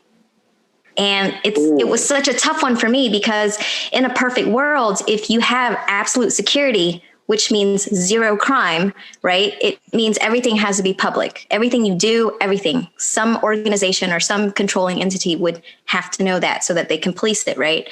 But if you have absolute privacy, then it opens up for bad things to happen. So, where do you guys fall in that spectrum? I think that this question would be best for Steve to answer first. And this is why, is that geographically and politically, I think the answers are going to be completely different. So go ahead, Steve. So I don't think it's a super interesting question. Exactly. I first met Robert and that was what he asked me. And I was like, well, I wasn't prepared. Yeah, I don't even know where to start with that, if I'm being honest, because like you say, there's pros and cons to both, and I think that's why we need to get some balance. It's never going to be perfect, as you say. If everything is encrypted and secure and kind of protected, then how can some of our agencies do what they need to do? But likewise, how do you stop overreach? How do you do those sorts of challenges? I honestly don't know what the best answer is with that one. I think for me, it's just having balance and make sure you've got the right approach depending on what the situation is. But yeah, it's a tough question. I like that one. I like that you were in the middle, because my answer was like, well, absolute security for me. I was like, because I feel like if you're in a world where it's absolute security and everyone knows your stuff, it kind of forces humans to be better humans, right? Mm-hmm. But I agree with you. I definitely think there needs to be that balance, for sure. But it was a tough question, and I don't know the answer, so that's why I was asking you guys. I think if you look at what's happened recently with the kind of the changes in social media platforms, so WhatsApp changing the terms and conditions, and then suddenly Signal going through the roof to the point where it's fallen over. I think that gives you a good indication as to what a lot of people's view is on security or privacy. They don't want these companies looking at what they're doing. They don't want to be targeted on Facebook based on what they've said on these other platforms. So I think that whole shift that we saw recently, I've got Signal on there, and the amount of people that said, this person's just joined Signal, this person, it was just going boom, boom, boom. Same. It's a really good indication as to what people are taking their privacy a lot more seriously than they probably did before. It goes back to what I was saying before about this is more in the mainstream now. There were times when people didn't know what a hacker was, or ransomware, or malware. And you can ask most people in the street that watch mainstream media and news. They know what that is now because they see it every day. So people are making a lot more decisions based on that now. So yeah, cool question though. So I'll answer it from an American point of view as well. So when the forefathers decided to found the country, and they basically made a statement. I believe it was Benjamin Franklin. I may be wrong, maybe Justin, but really said that if you're willing to give up some privacy for security, then you deserve neither. And that's been kind of the founding principle. So after 9/11, the big problem was government overreach. They used 9/11 as a way to say, hey, we can protect you. We'll give you that security, just relinquish some of your privacy. So we had the Patriot Act and things like that followed.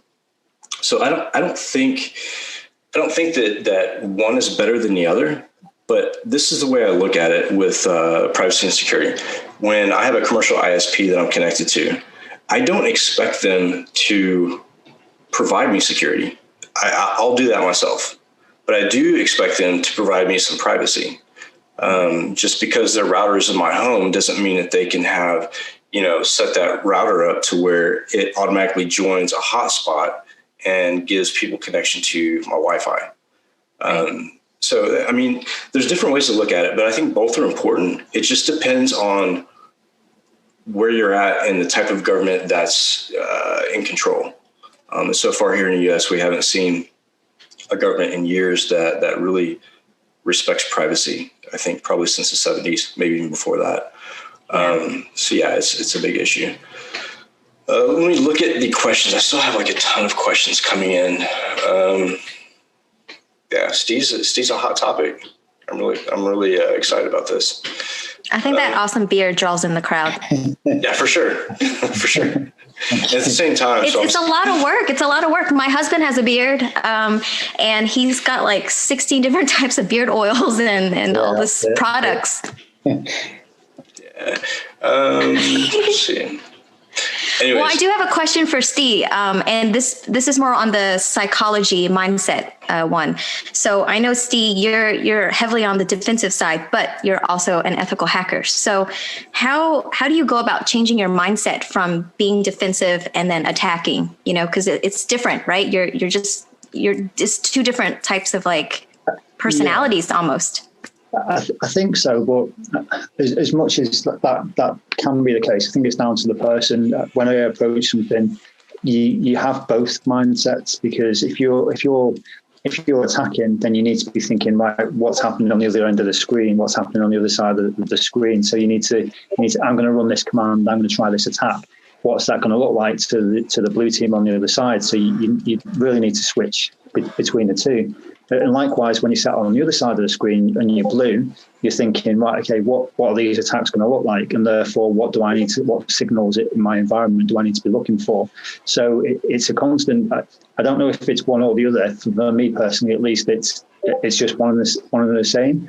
It's the mindset that you have to be able to kind of flip between the two. When you're under like a lot of pressure, on the job, which I'm sure you do on a daily basis, but, you just have that one day where it's just a mental beating.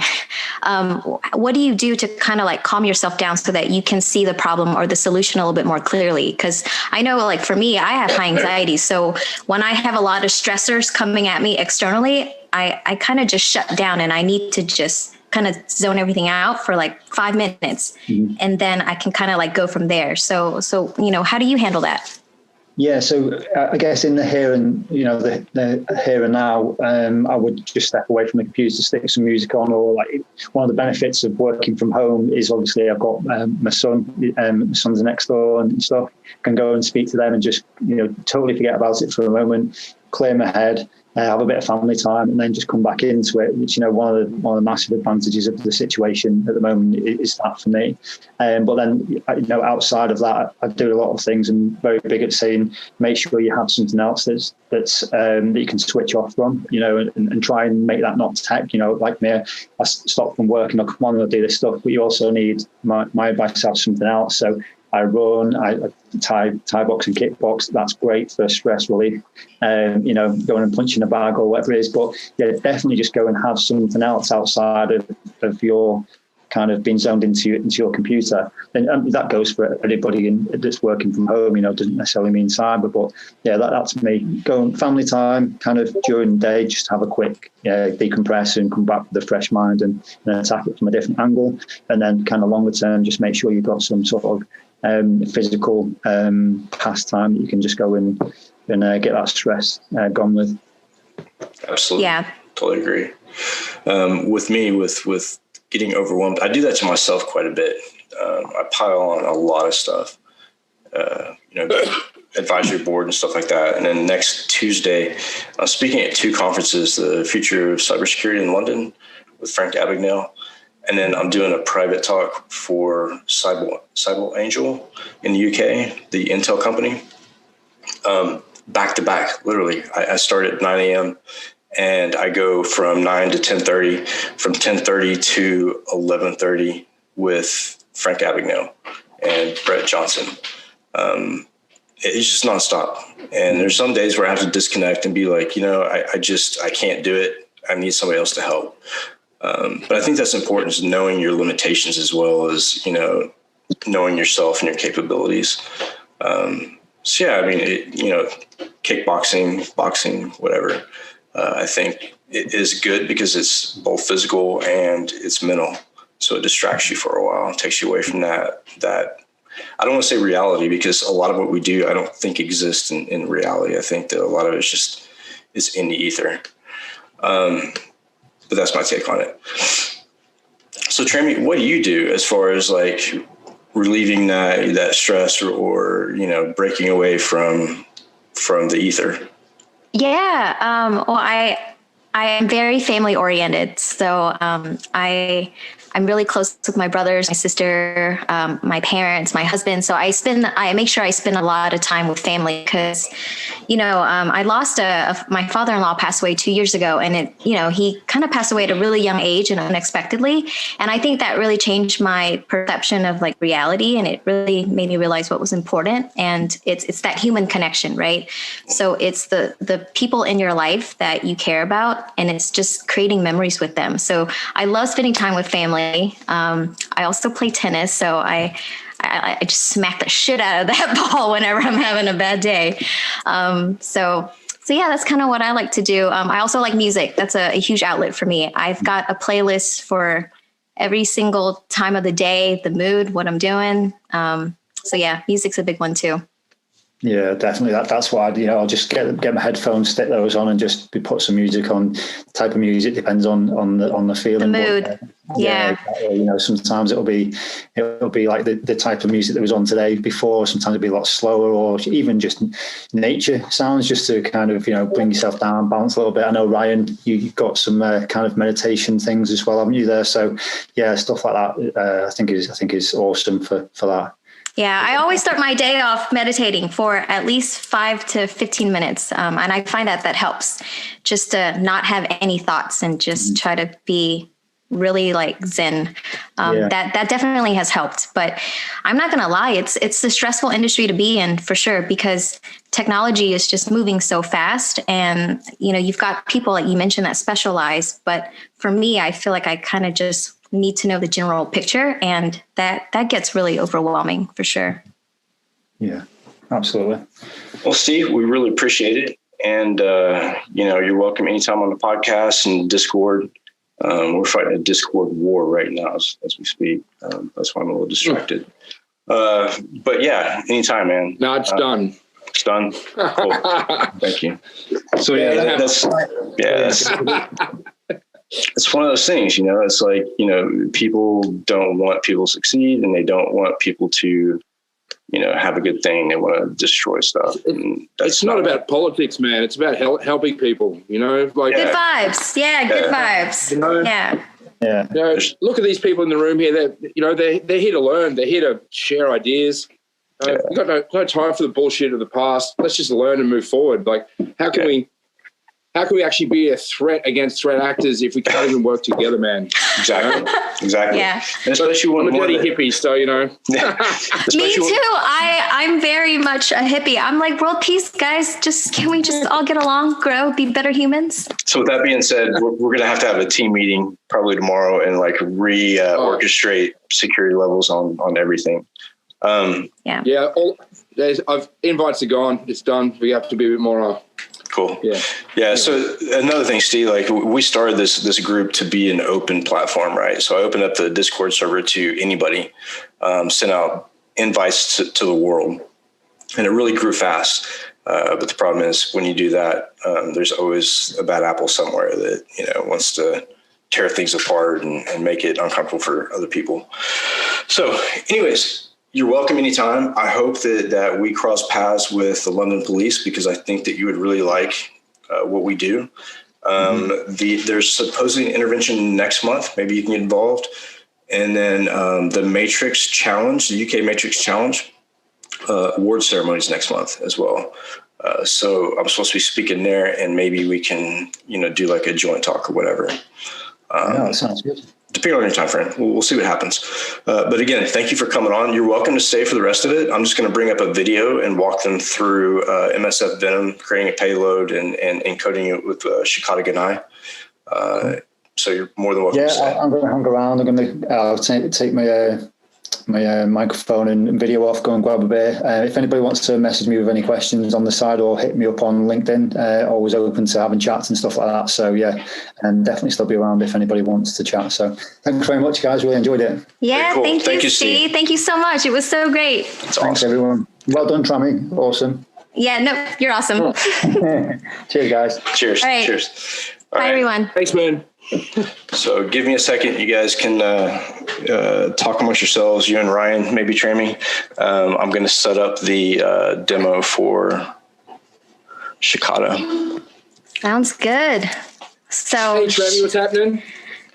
Just living that good life. Living the dream. It was funny. I was reading about Shikata Ganai, and trying to pronounce it properly and understanding what it meant in Japanese culture, and it was really interesting. Then I find myself saying it with an anime kind of voice. I was like Shikata Ganai. I know, silly. So the company that you work for, they're mainly red team stuff or red team emulation, yeah? Yeah. So we focus on offensive security. And our founder was an ethical hacker for, over 10 years. And as you know, the worst part about being a hacker is the reporting part, right? You did the fun stuff. Now you got to write it up and package it in a way that, the C-suite and board directors can get it. And that piece of it took so much time that he was on this really large engagement and he was dreading writing the report. So he decided to spend his time writing a tool to automate the report so that he wouldn't have to do it. Then that kind of blew up. And then now we have a platform that basically automates network penetration testing. And it's different from a vulnerability scan in that it does enumeration, exploitation, post-exploitation, like an actual hacker would. It's really exciting. We actually got domain access at 4 companies that ran the tool last year. So it was just really interesting to see an automated tool get domain access in an actual environment. Yeah, I actually looked at the demo. That'd be good. I'd love to see a demo. Yeah, it was fantastic. Are you ready to roll, Mike? Yeah, I'll run through it really quick. So this is Shikata Ganai. I've set it up in a virtual machine. The video quality may increase a little bit, but we have to remember I'm running the podcast off of a cell phone because Nomad Internet Services really doesn't provide service. So I'll go ahead and get started. Can you guys see my screen? Yep. Certainly can, buddy. Okay, cool. Here we go. So let me mute that. So right now what we're doing, the IF config is on the right. And now I'm opening up MSF Venom. I'm choosing the platform x86 and Windows. And now we're determining the exe file that I'm going to inject the payload into, which is putty.exe, a really small application. And then again, we're looking at the payload that we want to add to it. So I added an interpreter payload, a reverse TCP. So putty's a SSH client, yeah, multiple like SSH, FTP, all that stuff. Telnet. I'm Sentinel host, local host, which is that 1.234. So I type really slow in this because I don't want people to get lost. And then the local port, the port that the payload will point to, and the port that I will have listening for that payload, for that shell. And again, this is the encoder, which is x86, Shikata Ganai. And you'll see what happens after we get through. So iterations is 3 iterations, which seems to be the most effective. And then B is the null bytes. So that will go into the actual exe and payload. So the file will be in exe format, and the output will be the haunted putty.exe. So it will execute that. Can you explain iterations briefly if we've got time? So iterations is basically one iteration would be adding a null byte in a random spot, but with multiple iterations, like you can choose which level of iteration, right? So you see in the output, right? It's gone through 3 iterations with different sizes, and you want to keep that size small. You don't want to go too high, because when you go too high, it's too noticeable. So now I'm running an MSF console to start my listener. Remember, we use the Windows reverse TCP interpreter payload. So I'll go ahead and choose the exploit, which is multi-handler for Windows. You can do the same thing with APKs as well. You'll just have to choose Android. And I'm setting my payload, which will be your Windows interpreter reverse TCP. And then we'll go through the host that you want to listen on, which will be the 234. And then immediately after, we'll do the local port, which will be the same as the payload, which is 444. And then now we'll exploit, right? So now we're going to set it to listen. So I have that machine listening on that port, waiting for someone to install that haunted putty. So I host it on a web server, on the same server. And there you see the haunted putty.exe. Click on it. Do you want to run this file? Yes. Publisher cannot be verified? Yes. So you see it still brings up putty, but then it also gives me access to that system in the background. And there's a number of tools that you can use and different types of data that you can grab. So that's the short and rough of Shikata and MS Venom and Metasploit. Pretty common tools. But remember, like, there's like the more iterations that you use, the better off that you are, as long as you don't get that byte size too high. There's also levels of encryption you can add to the payload. I'm not going to go into that because that will probably lose a lot of people.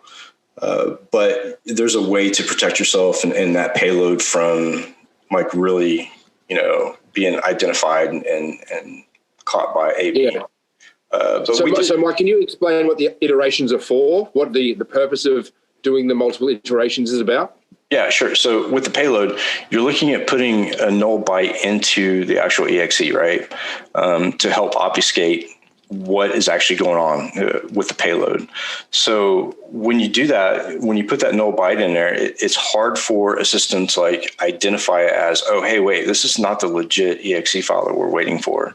This doesn't match. So with that null byte, it kind of helps get past that control. And Cherami and I talked last night, and she's absolutely correct. Like MSF Venom and with Shikata, if you use it out of the box, like it's really detectable with AV and some of the like IDS monitors, whatever, and Windows Defender.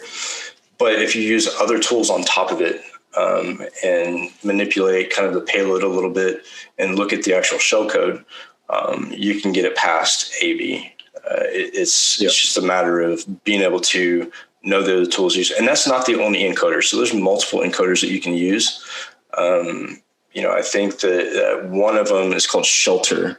I messed around with Shelter a little bit. I'm not a big fan of Shelter because it uses Wine on Kali.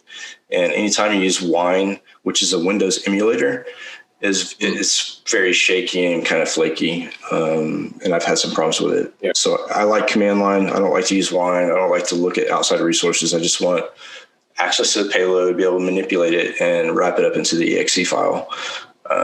And like we saw with the PowerShell, like the Mr. Robot hack that I did with the USB and remotely sending credentials through Mimikatz through that shell. Yeah. It's completely undetectable. And the reason being is because you're using normal behaviors, right? You're masking that traffic in port 80 traffic, and it's a multi-stage attack, right? So you go out, the attack goes out and says, hey, look, I need to go to this IP address, get this PowerShell script and execute it. And PowerShell already is elevated with privileges. So the system's like, oh, hey, this is cool. And when the shell pops and it goes over port 80, the traffic isn't stopped because Windows is like, oh, it's just port 80 and port 80 traffic, and we don't really see any threat in it. So it's successful. And then you can also use 443 and actually encrypt the traffic, which makes it even more difficult for analysts or monitoring systems to actually pick it up. But again, like that's more. Go ahead. So from a blue team perspective, how would we detect this attack? Okay, so I was just about to ask that. That's a great question, Ryan. Yeah. So are we talking about the EXE or are we talking about the PowerShell attack? Which one? Let's start with the EXE. So EXE, I mean, with that attack right there that I did, it'll probably be stopped, basically because of the fact that I didn't use encryption on top of it. I just ran it as is and still maintain the file integrity of the PuTTY. Also picking up the way it interacts with the system. So with those two things combined, it'll probably get stopped. But with the PowerShell, every Windows system has PowerShell embedded now. And it's kind of an elevated privilege, and you can get access to PowerShell and run things as admin. And so the Windows system doesn't look at that as potentially a threat. So I sat with an AI company. I won't name shame, but I talked to them about how their platform didn't pick up my USB attack with reverse PowerShell over common ports, and they said, well, it's not going to alert it because, first of all, PowerShell's, it's authorized and that's normal behavior. And port 80 is pretty common. And so we don't, the platform doesn't see that as potentially bad behavior. So I went into the data, right? They have, I don't want to give away the company, but there's a section within the platform that you can look at the raw data from the activity or whatever. And I was able to see the PowerShell being executed, was able to see the shell going out to port 80. My question was, so why is that not alert? Why is that not something that it flags? And their answer was, we need to go back to the drawing board and look at the payload and build this into the system. Because you can use a combination of normal behaviors in a system for completely malicious purposes. And again, that's that red team mindset. And you have to look at what's acceptable on a network and then go after those behaviors and manipulate those behaviors to get what you want into the network or into that system. And so that's from good. So from a blue team perspective, if I'm making a rule to detect this, is it about chaining those behaviors together to not get a false positive? Is that how I detect your attack, or?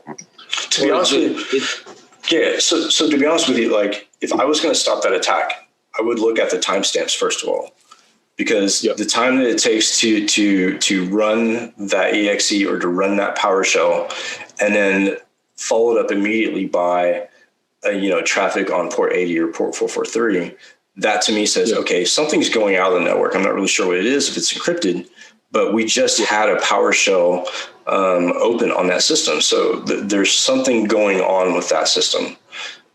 So I would look at the timing and look at the behaviors. So if you can match those two up and you can correlate the two, you can stop that action. But the problem is, so could that be worked around with a little bit of cheeky scripting and a bit of a delay on when? Yeah.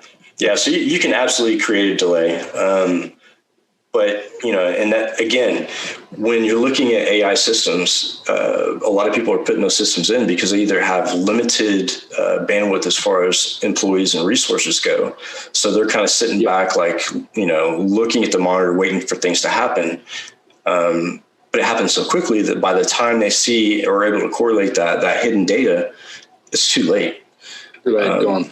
So I think that's where, and I hate to bash on AI and machine learning, but I think that's the downfall. And I think if we depend on machines to think for us, we're going to have some major problems. So, any other questions? All right. Should we open the chat up now? I think it's Is it safe?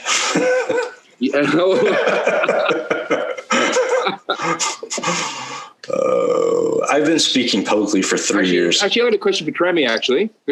So, Tremi, you're in red teaming. How do you, so you say you've got iPad for the win. Say you've got a client who's not so well versed in the whole red team, blue team thing. How do you explain to them the scope of an engagement? How do you get them to make it clear to you? So what I do is I bring in our founder, Alton, who is an ethical hacker and knows his shit. Yes, he is. That's right. Alton Johnson is our founder and he is awesome. He's actually, I feel so fortunate, right? Because I never would have gotten into cybersecurity if it wasn't for my brother, who's really good friends with him. And I was able to bring my creative skills to kind of help him grow his company, the brand and the image. But with that being said, it's a huge learning curve for me. So I deflect on him a lot to help me with these things. But for the most part, I'm on a lot of these scoping calls just to understand the customer's pain points from a marketing perspective so that we can kind of help educate. And to be honest, I started out my career loving marketing and then hating it because of digital media, right? Like the internet happened and then my job got exponentially more challenging because now I have to fight through all this noise. So I almost had this distaste for marketing and I thought about switching careers until I landed in cybersecurity. And I was like, finally it's an industry that I can use my creative skills to just educate and do something good and like just kind of help these companies protect themselves against these cyber criminals that are out there. It's like the mafia behind a computer screen. Very true. So I count on the hackers on our team a lot with the scoping calls. And they do a really good job explaining to the client like what it is they're trying to do. Again, defining that scope and then explaining the methodology. A lot of things that they'll ask is how disruptive is a pen test? That's always the biggest concern. Like should I be worried? Are you going to bring anything down? Especially like call centers that are 24/7. So it's just educating them on that and coming up with like the best way to approach that penetration test that works for them. And so does your company, does it use the MITRE ATT&CK framework in that it finds out what kind of company it is and then molds that threat emulation to the kind of company they are? Like, is this what your company, like a service your company provides, or is something they have to come to you with?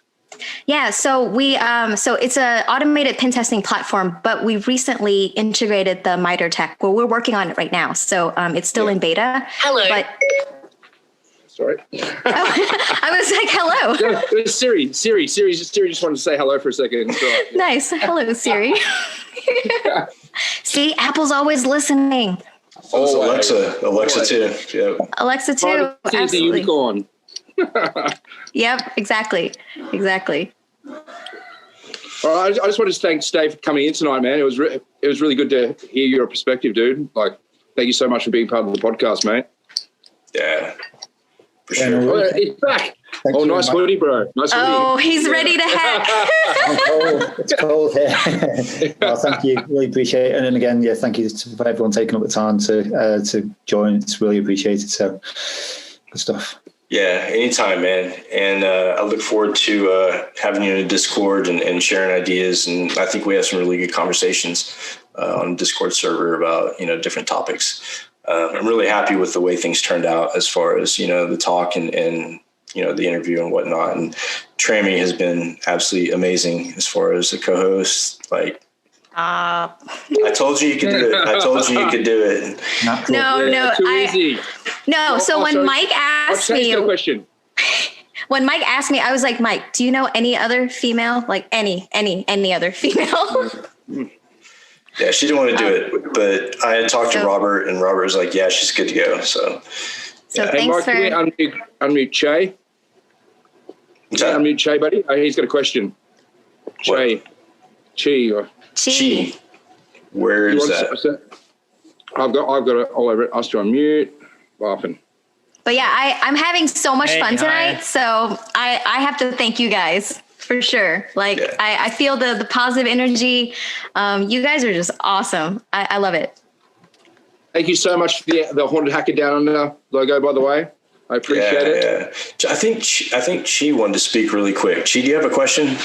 No, I didn't. I just gave a round of applause for the trainee. Oh, absolutely. Oh, thank you. I'll give it back to you guys. Yeah. So I'm so bad with compliments. Next week is going to be Chi and Alberto Daniel Hill from Darknet Diaries, and he has a really good story to tell. So everybody that's tuned in this week, tune in next week because it'll be really good. So I just really enjoyed doing this and giving back and bringing people to the public and helping spread knowledge and inside information as far as you can do this as well. And it's not hard. It's just a matter of commitment and passion, really, and sharing information. So can I just say next week, it's going to be, make sure you respond to the Eventbrite thing. It's going to be invite only next week. So from here on out, lockdown, a little tighter. Yeah, from here on out, we have to be on lockdown. We haven't had this issue our entire length of the Haunted Hacker podcast until tonight. And it's been, I really appreciate the patience of everybody, Steve, the guest, and all the people listening, dealing with the chaos and the flamer wars that are going on behind the scenes. You guys don't actually see it, but it's been pretty hectic for all the hosts and co-hosts tonight. Yeah, Brian's phone's been blowing up. So, yeah, we'll have it locked down a little bit more next week, and we won't have to worry about all the intrusions and nonsense. But yeah, thanks guys for tuning in, and I will see you next week. Any last words from anybody before I cut this off? Stay. I'll see you at the next Trace Labs event. Let's do this. All right, you guys have a good one. Thank you so much. Bye, guys. Thanks a lot. Thank you, guys. Thank you. Bye, everyone.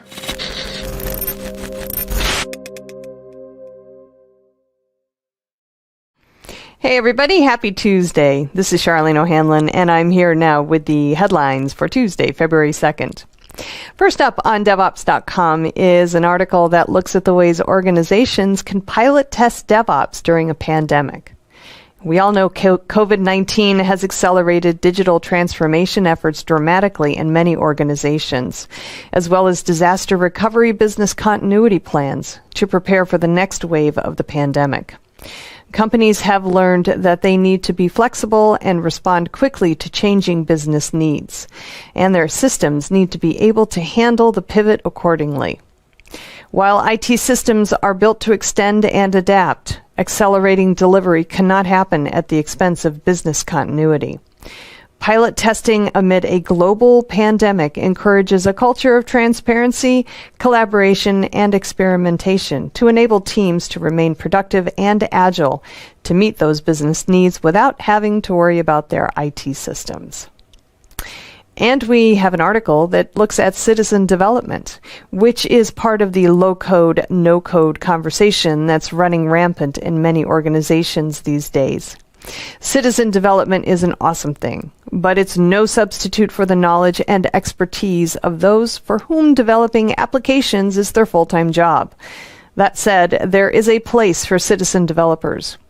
A well-executed citizen development program can dramatically improve delivery velocity and business agility if organizations make good business decisions in 3 key areas: selecting the right use cases for citizen development, enabling and empowering citizen developers, and establishing citizen development guardrails that protect the organization. This article, which is the first in a 3-part series, takes a look at what organizations must consider when determining which use cases are most suitable for citizen development. Part 2 of the series will explore how organizations can actually enable and empower citizen developers. So that's a bit of a sneak peek at what's to come. All right, over on Container Journal, we have an article about disaster recovery for Kubernetes. The rise of containers as a service, or Kubernetes as a service, has leveled the playing field for container adoption, enabling all types of organizations to take on a cloud-native stance in their infrastructure environment for greater agility. But too many times, organizations don't implement a disaster recovery strategy in their cloud-native environments, which can help reduce or even mitigate the potential impacts of an outage or a security incident.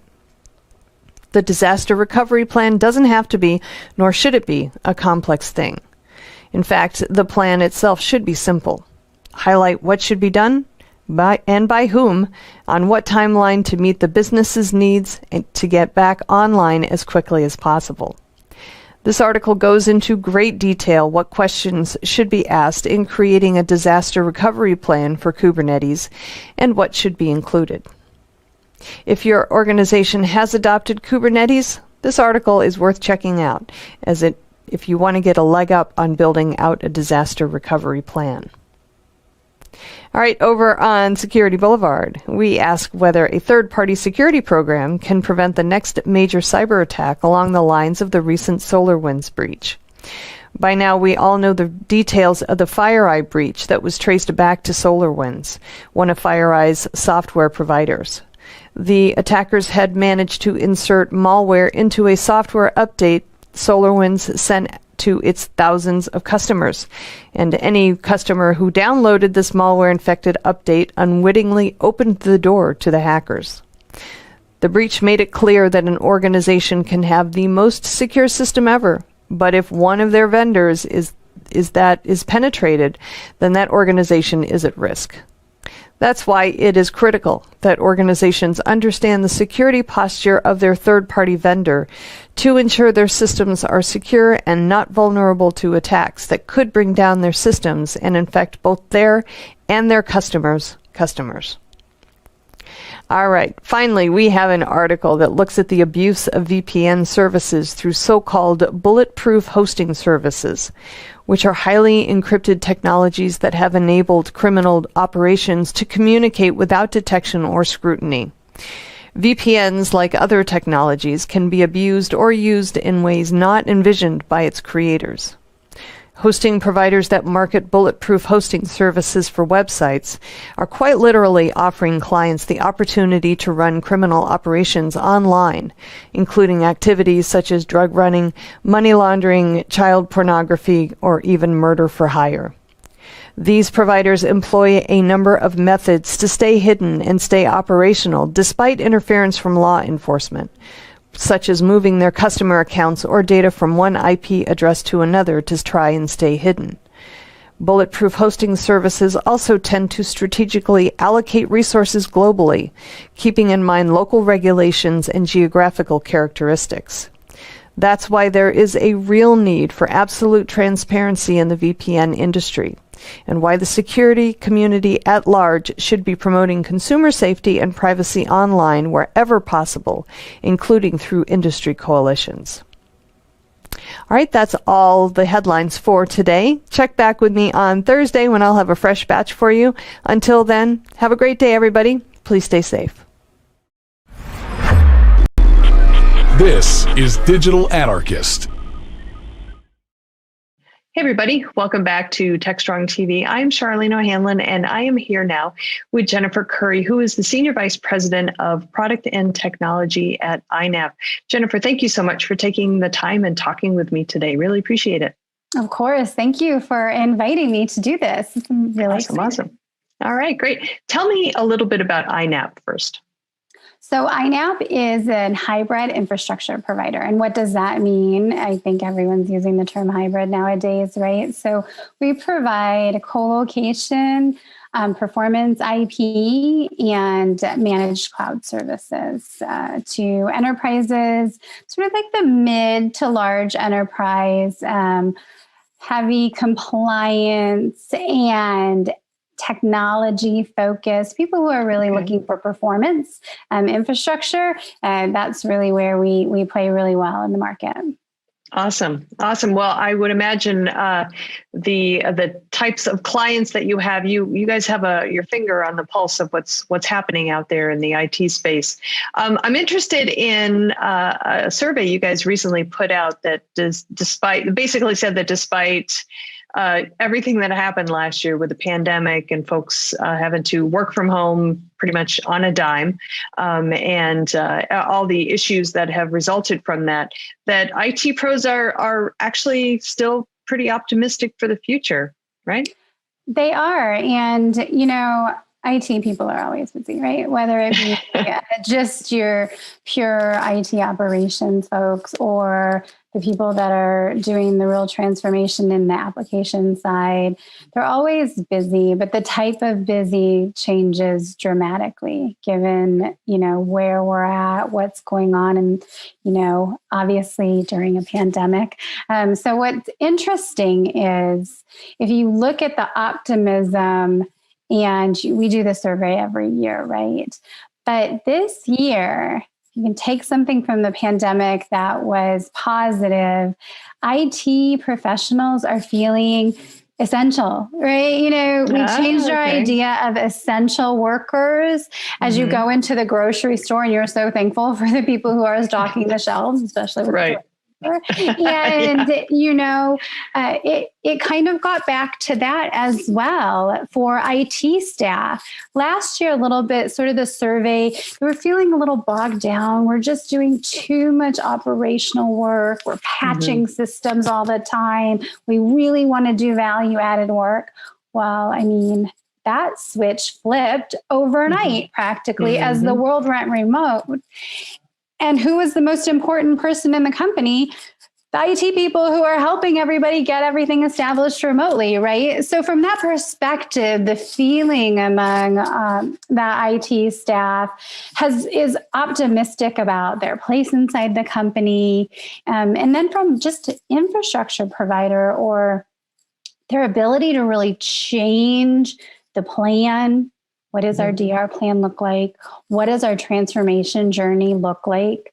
I do think there's a renewed sense of we have more options. We can talk about more options. We can change this journey because now people see, oh, wait, maybe we can't make that jump that we thought we could make, push everything into a hyperscaler, right?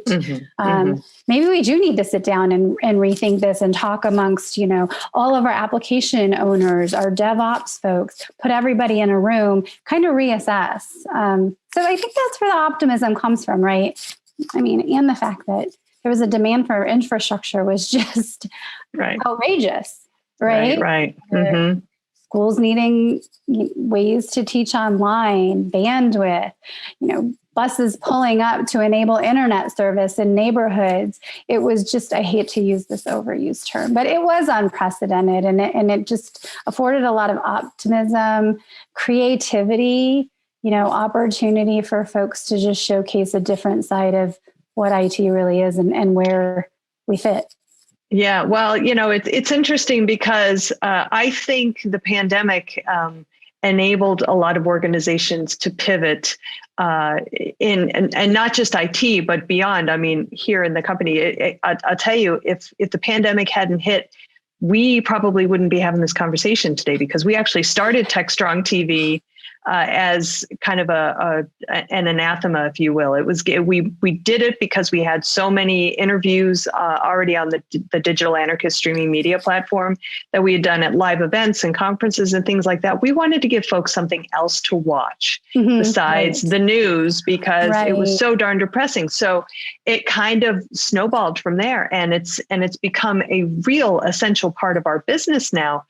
Had the pandemic had not hit, then it's quite possible that TechStrong TV wouldn't exist. So I think the pandemic, kind of catalyzed a lot of things for people. They recognize that we need to think differently, if you will, to steal the Apple logo from so long ago. Right, I have that right up. I have a big sort of that whole Apple saying about the ones who will change the world. I look at it every day. So. Yeah. So.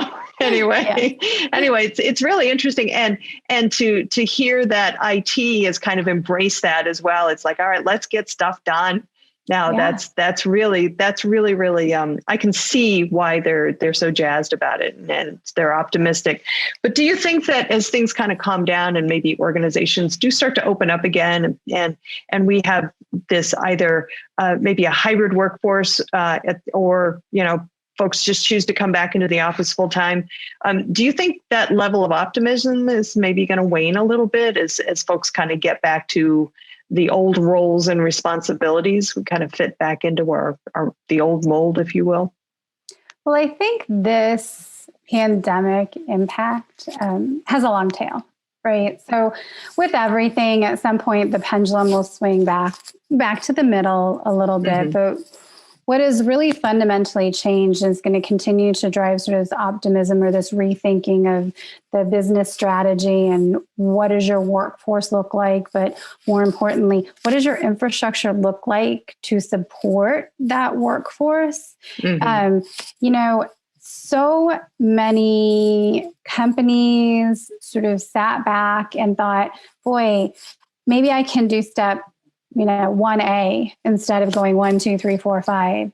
And so it gave people time to maybe put a couple of more pieces into their journey, but also providers like INAP. I mean, I'm such a geek about this industry, but it is so exciting to see so many different customers and so many different journeys and try and figure out how is it that we're going to enable that. Right? How do I make that easier for somebody? And I think companies like INAP sat back and said, okay, think about these people. They need transparency. They need transparency everywhere. How do we enable that? What does that mean? Right? Do we as a service provider, pivot into levels of transparency and monitoring inside of all of the infrastructure? How do you tie it all together? Right. So I think there's been so much innovation during this period, and it's not what you maybe hear about. It's not all about scale and, we just need more network or we need more computer storage. It was really about, how do you pull it all together? How are people going to interact with this moving forward? And I think that change is going to have a lasting impact on what service providers are doing, or what SaaS platforms are going to pivot to be able to look at, especially in security. I mean, security is always something that's in the news, right? But I do think that, the way the world works, you had people busting into people's Zoom classrooms. Things that you wouldn't think about. So you really have to think about security, and what does security mean to you? So I can guarantee you there's going to be so many new providers popping up surrounding that, right? And IT people have to consume all of that new data, and how does that apply to what they want to do going forward? Well, even from an infrastructure provider perspective, you guys are kind of in a sweet spot for being able to provide some of those security services anyway. I mean, you're helping organizations, not only scale but also be more efficient and more agile. But there are issues surrounding governance and compliance and just securing all of the data that's flowing through the networks now. And before, it was easy when you knew what the edge was, where the network ended and the wild west kind of began. You don't have those points anymore. I mean, it's everybody's in their own location. And, so we are seeing the rise of edge computing, edge networking, a lot of organizations kind of pushing out their functionality and their computing out to the edge. So that's got to have a huge impact and large implications for security of that data, and just connection, and making sure that the right people have the right access, and so I would think that your company and others like it would maybe want to kind of play in that sandbox, if you will. Absolutely. So kind of getting back to that survey, one of the top categories that the respondents said, if they're looking for a service provider or some sort of managed services, what's top of mind? It was the network data and your OS security. Everybody needs help, right? Especially as you're going through and you're spreading out your infrastructure, which naturally means your attack surface gets larger. Right. And so what does that mean? And security is a layered approach. It's not a one and done. It's not one solution. It's layers against sort of those different components of the infrastructure. And then also, what are you doing at the edge? You're collecting data at the edge. Most often, it's not sitting at the edge. There's some sort of processing at the edge, but it's going back to the core, right? I think I read something the other day where, there was a debate about, is it all pushing to the edge and staying at the edge, or, and they were saying, no, you always have to go back into the core, right? So you have the data transit, and I'm sitting here with my phone and my iPad and my watch, and I'm getting my company's data on all of that, right? So as an IT provider, it is, how am I really securing that? I'm going to make somebody have a VPN on the phone. I mean, right. Good luck. So welcome to the 2000s, right? Right. Exactly. It's going to become more and more complex, but I do, from the unique perspective of an infrastructure provider who's providing those additional services, you get that repeated experience and that learning, continuous improvement, right? From dealing with so many different types of customers and so many different environments. So that is going to remain top of mind, but I think it just is a little bit different than making sure that your data doesn't get locked up by, for a ransomware attack. It's just more about keeping track of where everything is processing and being able to secure those transactions no matter where they are. Yeah, that makes a lot of sense. Well, what about from a management perspective? What are you guys hearing from IT business leaders about, this year, where IT is headed, what their outlook is for, the year ahead? I think, a lot of people are still sort of like stay the course. They had a business transformation plan. They're going to maintain that business transformation plan. Okay. What may come into play, which is exciting for us, is the fact that, again, showcasing that you can run your applications in the environment that is the best for that application. It's not a one-size solution. And I think one of the really critical items for, CTOs, IT directors, application, managers will really be the visibility into everything that's going on that they're not controlling. So while you outsource your everyday tasks, you outsource your patch management, you outsource your IDS, your IPS, your WAF firewalls, right? Somebody else is controlling it. You want to know, you want to be confident, and you want to see what they're doing, right? And so the continued visibility of all of these managed services that people will probably consume more and more, network as a service, really trying to understand what that means to folks. It's more than just being able to scale, right? I think that will be top of mind. And also, I think that folks are going to take a better look or a closer look at what part of your infrastructure truly has to scale, what part of your infrastructure can be tested, or stressed. I mean, think about the vaccine rollout, right? People were putting up, okay, well, we'll just have people sign up online. And these websites were just crashing. Right? Wow. What a surprise, right? Over again. And it's fundamentally, you sit back and think, how come this is still happening? Have we not figured out sort of the correlation between front end, back end, and spikes in usage? But we haven't. Really not. There's still, quite a bit to learn. So, I think that there'll be more attention on how do you solution for that? And how does somebody help you monitor and measure that or plan for that? Yeah, that makes a lot of sense. And I think as the year progresses and, we all kind of hopefully get back to a quote unquote, new normal reality, kind of get back to the way, I can't say the way things were because nothing will ever be the same, but exactly. So something that's more akin to normal. We'll definitely see more impact on IT infrastructures because I think lessons learned in 2020 I think will be the ones that stick with us the most. So, Jennifer, thank you so much for your time and your expertise. If folks actually want to take a look at the survey, is it available on the INAP website? It is available, yes. And there's a chat on the website too. So come visit us. And you can tell I'm just one of the many who loves to talk about this and really excited to help people on their journey. So excellent. Come check us out. Excellent. All right, great. Well, thanks again for your time. Really appreciate it. Thank you. All right, everybody, please stick around. We've got lots more TechStrong TV coming up, so stay tuned.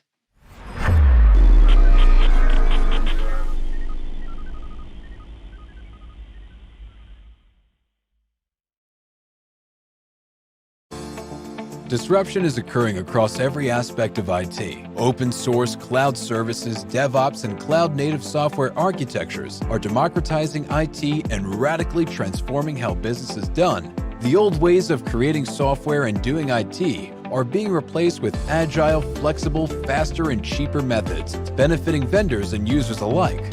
Accelerated Strategies Group is out to democratize access of industry expertise and knowledge. We use our expertise and experience to offer insightful, intelligent, useful information in a variety of formats relevant to the IT community, digital events, videos, reports, assessments, workshops, and implementation projects with tech vendors, IT organizations, and business leaders. We widely and openly share our work products, often for free. Analyst reports these days aren't worth more than a graph or chart that tells a story or illustrates a market trend. We work with developers, DevOps teams, cloud architects, security engineers, and transformation leaders most every day, creating and implementing transformational strategies and technologies. We're not just thinkers, we're also doers. Hey everybody, happy Tuesday. This is Charlene O'Hanlon, and I'm here now with the Tuesday edition of the Webinars Preview. As always, I tell you, we have so many great webinars coming up on DevOps.com, Container Journal, and Security Boulevard. Wanted to let you know about 3 that are happening very, very soon in the hopes that you can mark your calendar and attend. The first one is happening Wednesday, February 3rd at 11 a.m. on Security Boulevard. It's called Too Close to the Sunburst, a Supply Chain Compromise, and it is sponsored by Immersive Labs. This is a really, really cool webinar. It is an interactive crisis simulation webinar. It's modeled after the recent SolarWinds attack. And our speakers at the webinar are going to use Immersive Labs Cyber Crisis Simulator and Technical Labs to put you, the audience, in the position to investigate how the compromising of software in your supply chain impacts the security of your business and what actions, if any, you need to take. So some of the outcomes that you will experience, you can see the impact of the human element in incident management and response, and gain a greater understanding of how decisions in a major cyber attack have a business-wide impact. And you'll also experience Sunburst via the Immersive Labs Technical Labs. Good stuff all the way around. The second webinar I want to let you know about is called 50 Million Data Transactions a Day with Cassandra. This one is also happening Wednesday, February 3rd at 1 p.m. Eastern on DevOps.com, and it is sponsored by DataStax. This is a case study on a company called Lockstat, which uses both a geospatial and real-time rules engine engineering in its products and solutions for customers across government, data, defense, safety, and security, mining, finance, and retail industries. Powered by Cassandra and open source solutions, Lockstat is able to provide its clients with innovative IoT solutions, such as geospatial risk management for a marine mining company that uses ships to extract minerals from the seabed. So in this webinar, Rhino Goosen, who is the CTO and managing director at Lockstat, will cover things such as how the team decided what open source technologies to use, when they decided, why they decided to use DataStax Enterprise for their solution, and last but not least, how their solutions are able to scale with zero downtime. Okay, our final webinar today is happening Thursday, February 4th at 3 p.m. Eastern on DevOps.com. It's called Lessons from the FinTech Trenches, Securing APIs at Finastra. Now, this one is sponsored by Salt Security, and it looks at Finastra, which provides a range of financial software solutions that serve and connect fintech companies and banks. Solutions all depend on APIs. And seeing that other organizations suffer API breaches, security leadership at Finastra recognized that API attacks are getting more sophisticated and that traditional security tools like WAFs and API gateways weren't capable of stopping these attackers. So during this webinar, Finastra's head of product and data security will share his lessons learned as he's integrated API security across the entire API lifecycle. Good stuff all the way around. All right, guys, that's it for this edition of the webinar preview. Please check back on Thursday. I'll have a fresh batch for you. Until then, have a great day. Stay safe.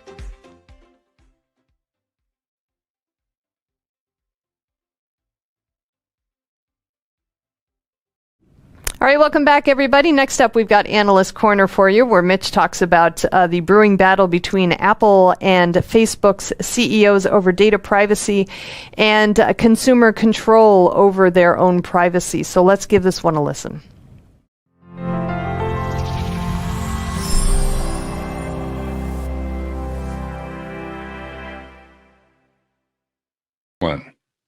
Welcome to Analyst Corner. Mitch Ashley, CEO at the Accelerated Strategies Group. So I'm going to go into a bit of commentary here. I mean, this is a commentary piece, but I want to talk about social media and just my own experience. It's been maybe 6 months, maybe longer, probably close to a year. I've really considered leaving Facebook. Matter of fact, I've curtailed a lot of my personal engagement on Facebook and what I share and how much I look at it and comment and do like that. And I have to a degree with Twitter, less so Twitter, but definitely for Facebook. And what I've learned through that process is, short of just cutting the cord, saying, I'm not going to do this anymore for whatever my reasons are, I haven't done that. And one of the reasons, well, there's really two core reasons. One is there's still a connection with community, with friends and people that are part of my network or kind of extended family, or however you want to think about people that you connect on Facebook with. There's people that I know lightly and I've worked with just barely, but it's nice to keep that connection. And some of that now I can get through LinkedIn too, but it's still there and it's still useful, meaningful to a degree. And then the other part of it is it is nice to have a platform to say some things. Now, I say relatively few things on Facebook just because I don't really trust Facebook. I don't trust their algorithms. I don't trust their use of my data and what I'm going to say and how that's going to turn into something they may micro-target to me or where else it might go, right? I just don't trust Facebook. And, I think there's a real lack of authenticity by the company, by Zuckerberg, by the board, by the entire platform. So, I feel like a bit of a hypocrite that I still use it, but I just barely use it, and express some things during the election period and post and things like that. But other than that, I just haven't commented on it. And what it says to me is how deep the hooks go into connection, especially now in the time of COVID. Do I want to give that up? I don't really keep connected through coworkers there very much, but it's more kind of friends in the network, extended family, etc. So I've taken to my own compromise, and I'm sure I will at some point leave Facebook. So I've actually begun protesting Facebook and about Facebook on Facebook. So I have a no stop Facebook, no Facebook, etc.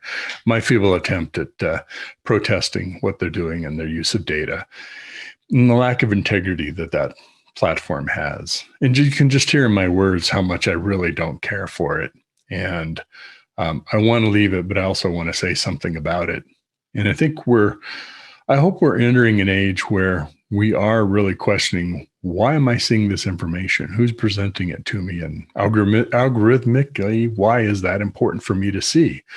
And it's come up in the topics of radicalization of people. And, you present somebody a conspiracy theory, and maybe that get presented a lot more information that just kind of takes people down the rabbit hole. I've not experienced that, but at least that I know of. But that is happening, that micro-targeting of information. So just like we've seen Parler and Telegraph and others kind of pop up as, I'm going to leave Facebook because I'm part of this, people that believe a certain way and go on to a different platform. I hope we'll see sort of the other end of the spectrum, not necessarily conservative versus liberal, but the other end of the spectrum of, I really value integrity and I really value not abusing my personal information and not just signing over my rights for you to do whatever you want with it.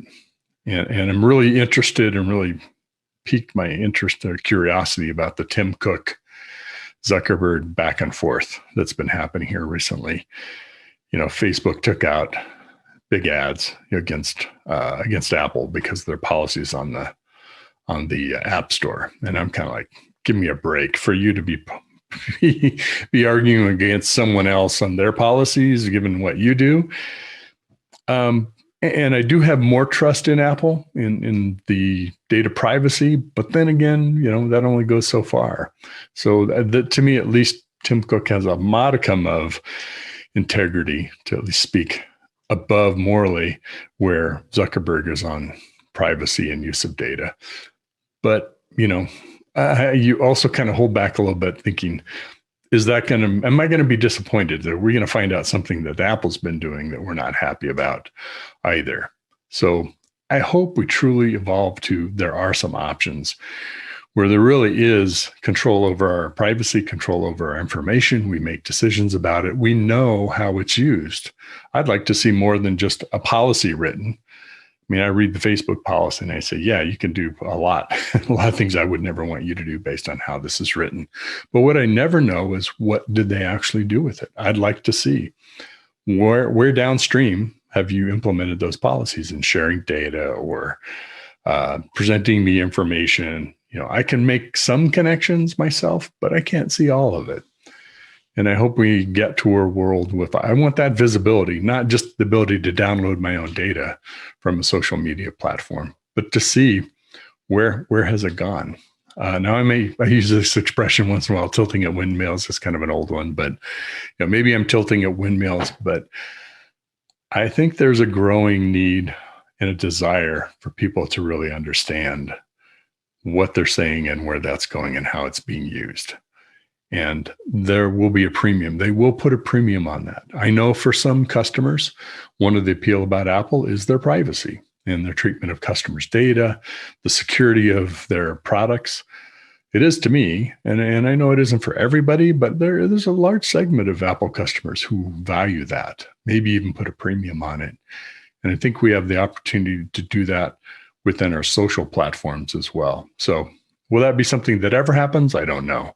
So something that will happen in the next 1 to 5 years? Of course, I don't know that either. But I certainly hope we move down that way. And one of the ways we'll only get there is by raising that issue, elevating it as something of importance, so the market will respond. So I hope you'll join me in sharing your thoughts about data privacy and platforms sharing your information and making that better known to you, where it's gone and how it's been used. I certainly would enjoy having that conversation with you. Thanks for joining. It's great talking with you today, and have a good day.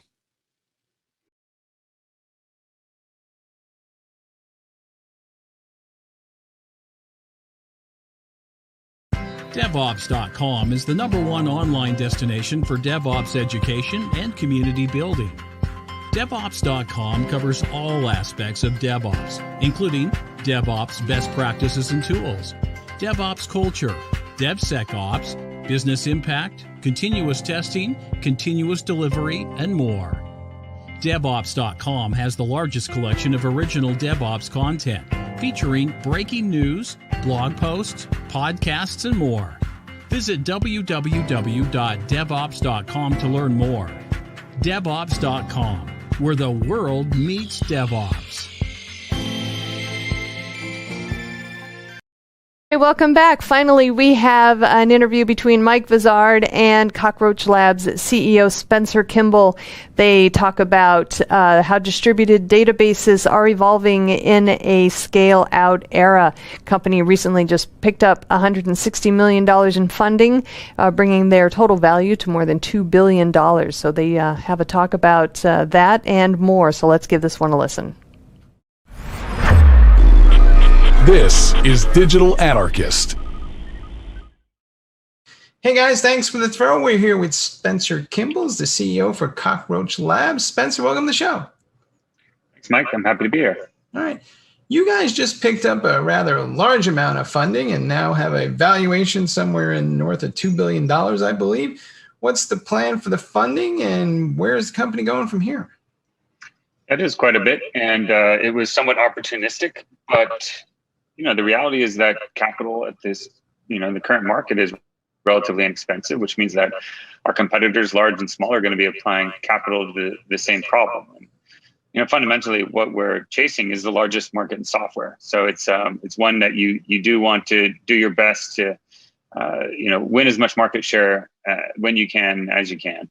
If you really think about our competitors, there's lots of smaller ones, but kind of at the high end, we've got Oracle on one side and we've got AWS on the other. So, to the extent that we can both accelerate our product engineering, build product faster, build additional capabilities faster, but also expand and accelerate our go-to-market. So, how many folks we have out there educating potential customers, converting potential customers, and making them successful, getting them into production. That really expands the customer base. And that's very helpful for selling to, for example, if you get JP Morgan as a premier customer, which they are, and we're a big part of their strategic outlook, that really helps with the other financial services. And so, really this capital is being applied in both of those fundamental areas. How would you describe your database exactly? Because people are used to relational models and there's a lot of different choices these days. And I think you guys are doing transactions and analytics, but it's got like a columnar piece to it. So walk me through that a little bit. Yeah, happy to. I'd say the best way to think about it is first the two different kinds, broadly speaking, of databases. On one side, you have the analytics space, and I think this is Snowflake is the most recent example that really is resonant there and a huge success. And on the other side, you have the operational side. And typically, traditionally, these are referred to as OLAP, which is online analytic processing, and OLTP, which is online transaction processing. We're in the OLTP space. It's a bit of a different swim lane. You did mention the idea of doing both transactional and analytics. We do that, of course. But the reality is that when you're building databases and you try to do everything, you don't do anything particularly well. So by far, our focus, our center of gravity is in the OLTP space. We want to be the absolute best system of record on the market.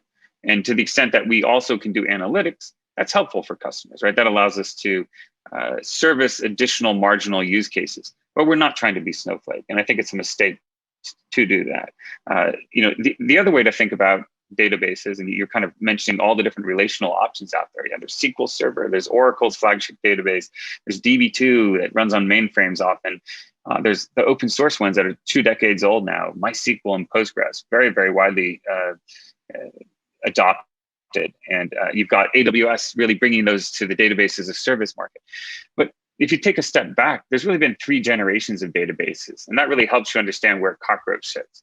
So you have the first generation, and this is the last 30, 40 years, and that's what I call monolithic relational. And that's where Oracle's flagship database is. That's where DB2, SQL Server, MySQL, Postgres, all of them were designed to run on a single machine. They've made various improvements over the years to, for example, Oracle's RAC product that uses custom hardware and networks to put a bunch of things into tight coupling, a bunch of nodes, and they can make a database bigger that way. But by and large, a monolithic architecture never contemplated the idea of really linearly scaling using commodity hardware, which is what the cloud gives you, right? So what happened is the era of monolithic relational kind of ran smack into a brick wall when the dot-com boom happened. And that's where the idea of NoSQL came from. And it wasn't really, Bigtable, which is arguably the genesis of the NoSQL movement, created by Google in years before 2004, and it was published in 2004.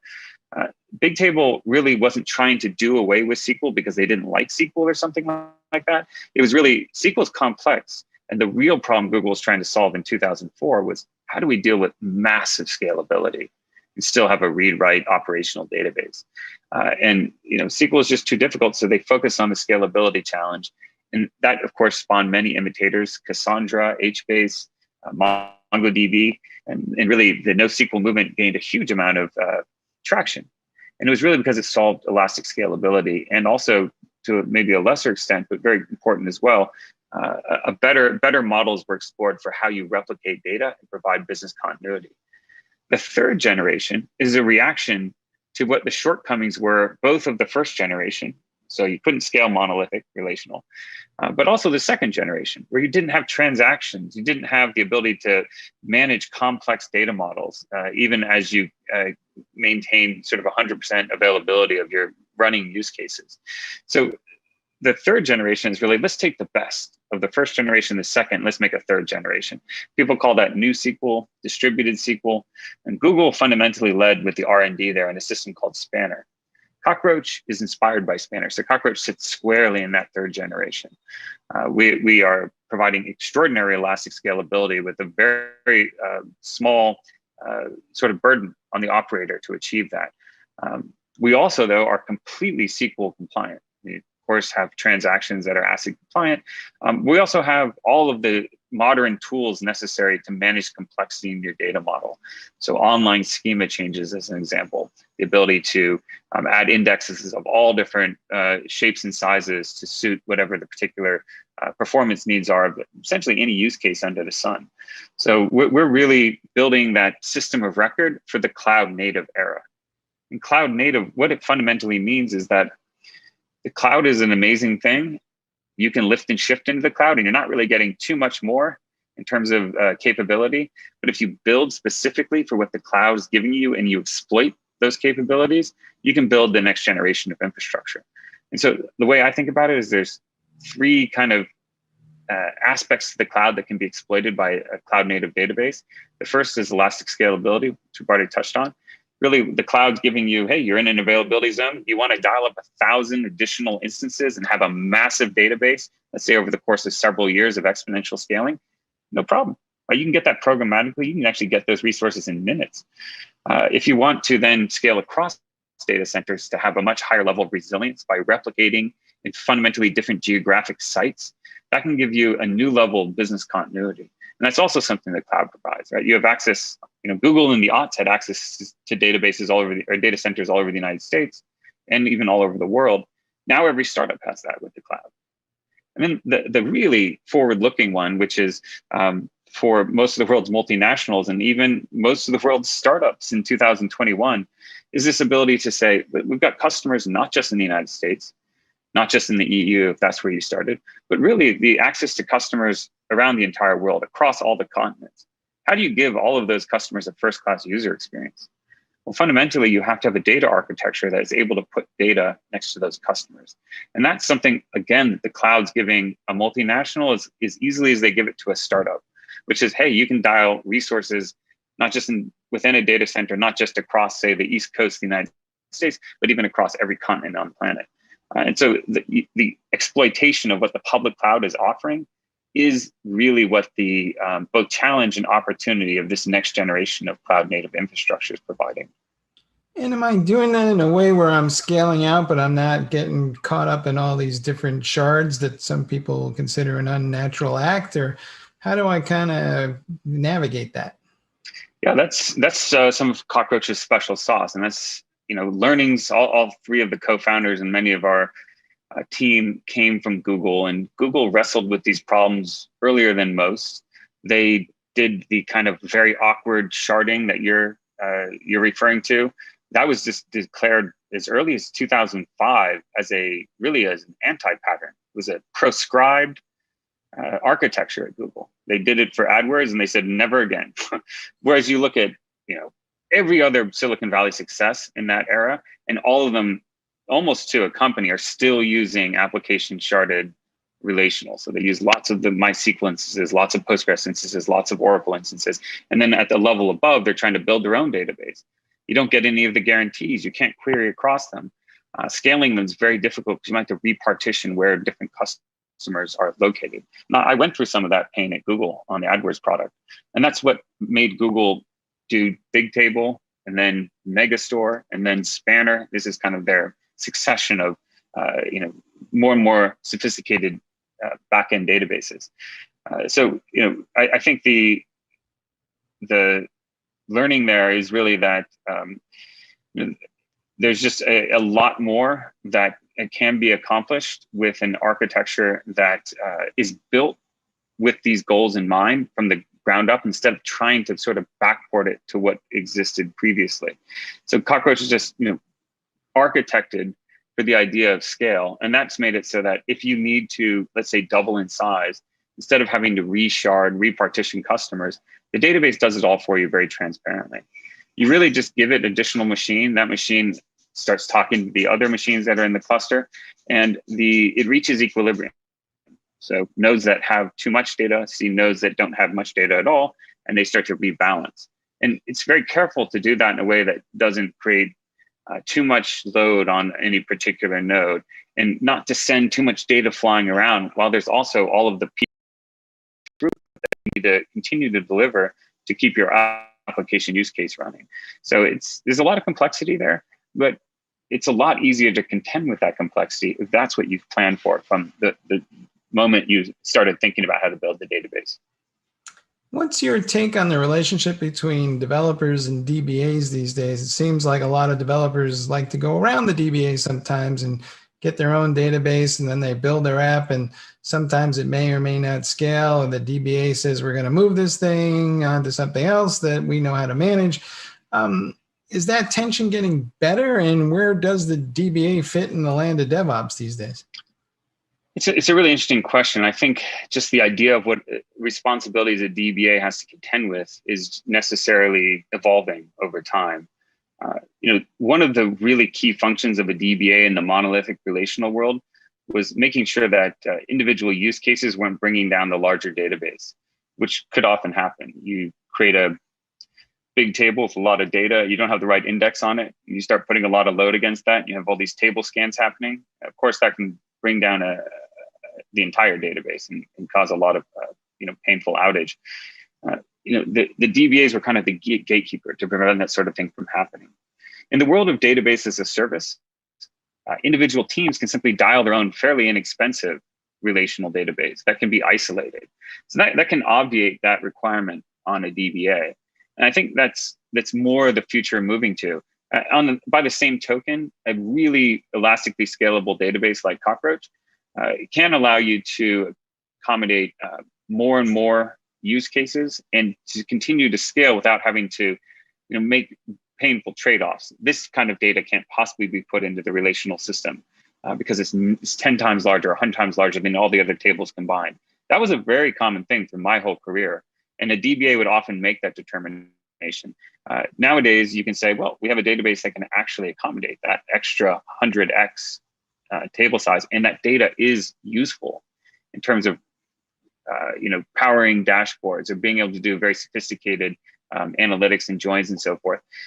That's a case where the capabilities of Cockroach let's say at least ease the burden on a DBA. But I think it's also important to realize that there's quite a few things that DBA had to do that continue to have to be done. Right? For example, wow, this query is just not performing well. Not all developers are experts in understanding how to really fashion SQL for a particular database engine that's going to be most performant and require the least amount of resources. That is something where you still need DBAs. So it's kind of a higher level problem of how do you data model appropriately. And I think developers are becoming more sophisticated. There's more tools out there. So you can argue that those are factors that decrease the burden on a DBA. But I think that key capability of a DBA is still important. So maybe it's not going to be called a DBA anymore, but those capabilities still need to be available for modern development teams.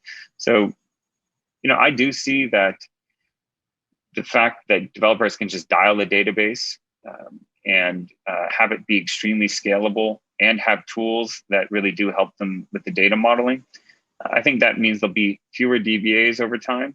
But anyone that is currently a DBA, there's lots of ways to specialize and still add tremendous value. So it's just an evolution, right? They'll probably just be called something different, but a lot of those same capabilities will be required to really build the next generation of applications and services. All right, last question. I feel like the data processing is moving closer to the point where it's created or maybe even consumed, and we're moving away from more of that kind of batch processing to something that feels more near real time. And is that driving some of the decisions about database architecture? I think so. I did make the point in my last response. There's always been, in the case of monolithic relational databases that I've used over my career, inevitably, in every single use case, a decision point where you say, well, we can't keep this table. This is insane. So we have to stream that table out as changes are made, or the data that goes in that table, and put it into a data lake or some sort of data warehouse. And then we'll put those things together and we'll build pipelines, and we'll, denormalize that data as necessary in order to feed that back into dashboards and whatever you're going to use that kind of data for. That's no longer a decision point that needs to be made. That can really clarify architectures and create a lot less potential for downtime. You have all these systems strung together. It's one thing if you're moving data into a data warehouse and you're doing sort of offline processing, but to the extent that you need to productionize that, you're talking about moving parts, any one of which can fail, which leads to overall fragile systems being built. Being able to have a database that really can accommodate that data that you would previously have been forced to archive frees up developers to build, to iterate faster, to essentially embrace more complexity faster in terms of building better and better use cases, or applications and services for their customers.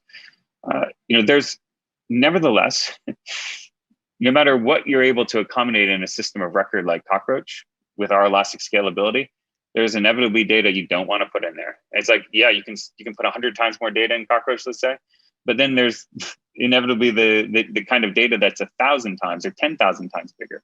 So you're always going to want to have the ability to have data architectures that do use the best of breed data warehouses, do use the best of breed sort of streaming analytics like Confluence, Kafka, and you need to connect all these things together. So, even though we make certain things easier, you do have to realize that there's always something more, right? And so you do need to build a best of breed data architecture if you're going to truly innovate in whatever your vertical is. There's another company that I'd call out, which is, to be fair, one I've invested in, but it came from some ex-Cockroach folks, and it's called Materialize. And it's just another case where it's so fantastic what it can do. It's just never something that your system of record should be doing, or you kind of put too much complexity into one tool. And what Materialize does is it builds very efficient real-time updating of incredibly complex analytics.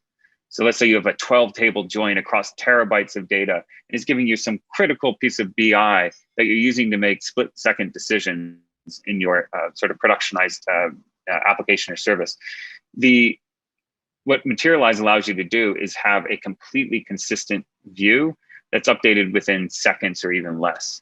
So you're not putting things through data pipelines that are complex, occasionally rerunning through 10 terabytes of data, which takes you, many, many CPU cycles, a lot of electricity, and potentially seconds, minutes, or tens of minutes of lag time in terms of that data being up to date. So that's just a new capability that was in academic papers, less than 10 years ago, and is now actually becoming another potential tool to use in a data architecture. So you can just see how quickly the data management landscape is evolving. And so for that reason alone, I'd say you can never hope to put everything into something like Cockroach. And you really need to have an expansive view of the tools that make the best sense in terms of reaching whatever outcome you want in terms of what you're building. Right. Hey, Spencer, thanks for being on the show. It's been my pleasure. Thank you, Mike. All right, guys, back to you in the studio.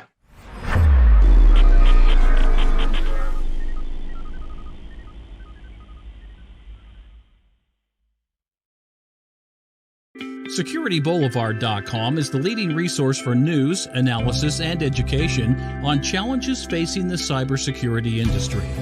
SecurityBoulevard.com covers all aspects of cybersecurity, including data security, DevSecOps, cloud security, application security, network security, security threats, and more. SecurityBoulevard.com has the largest selection of security content, featuring breaking news, blog posts, podcasts, and more. Visit www.securityboulevard.com to learn more. SecurityBoulevard.com, home of Security Bloggers Network. All right, that wraps up another episode of TechStrong TV. Thank you all for joining us today. Lots of great interviews today, and we'll have lots more in our next new episode happening on Thursday, February 4th. Tomorrow we'll have a repeat episode for you, but hopefully we can have everybody come back tomorrow and Thursday, and you can see all of the new interviews that we have from a variety of folks in the IT space. Lots of good conversations on tap. So until then, everybody, please have a great day, have a great evening, and whatever you do, please stay safe.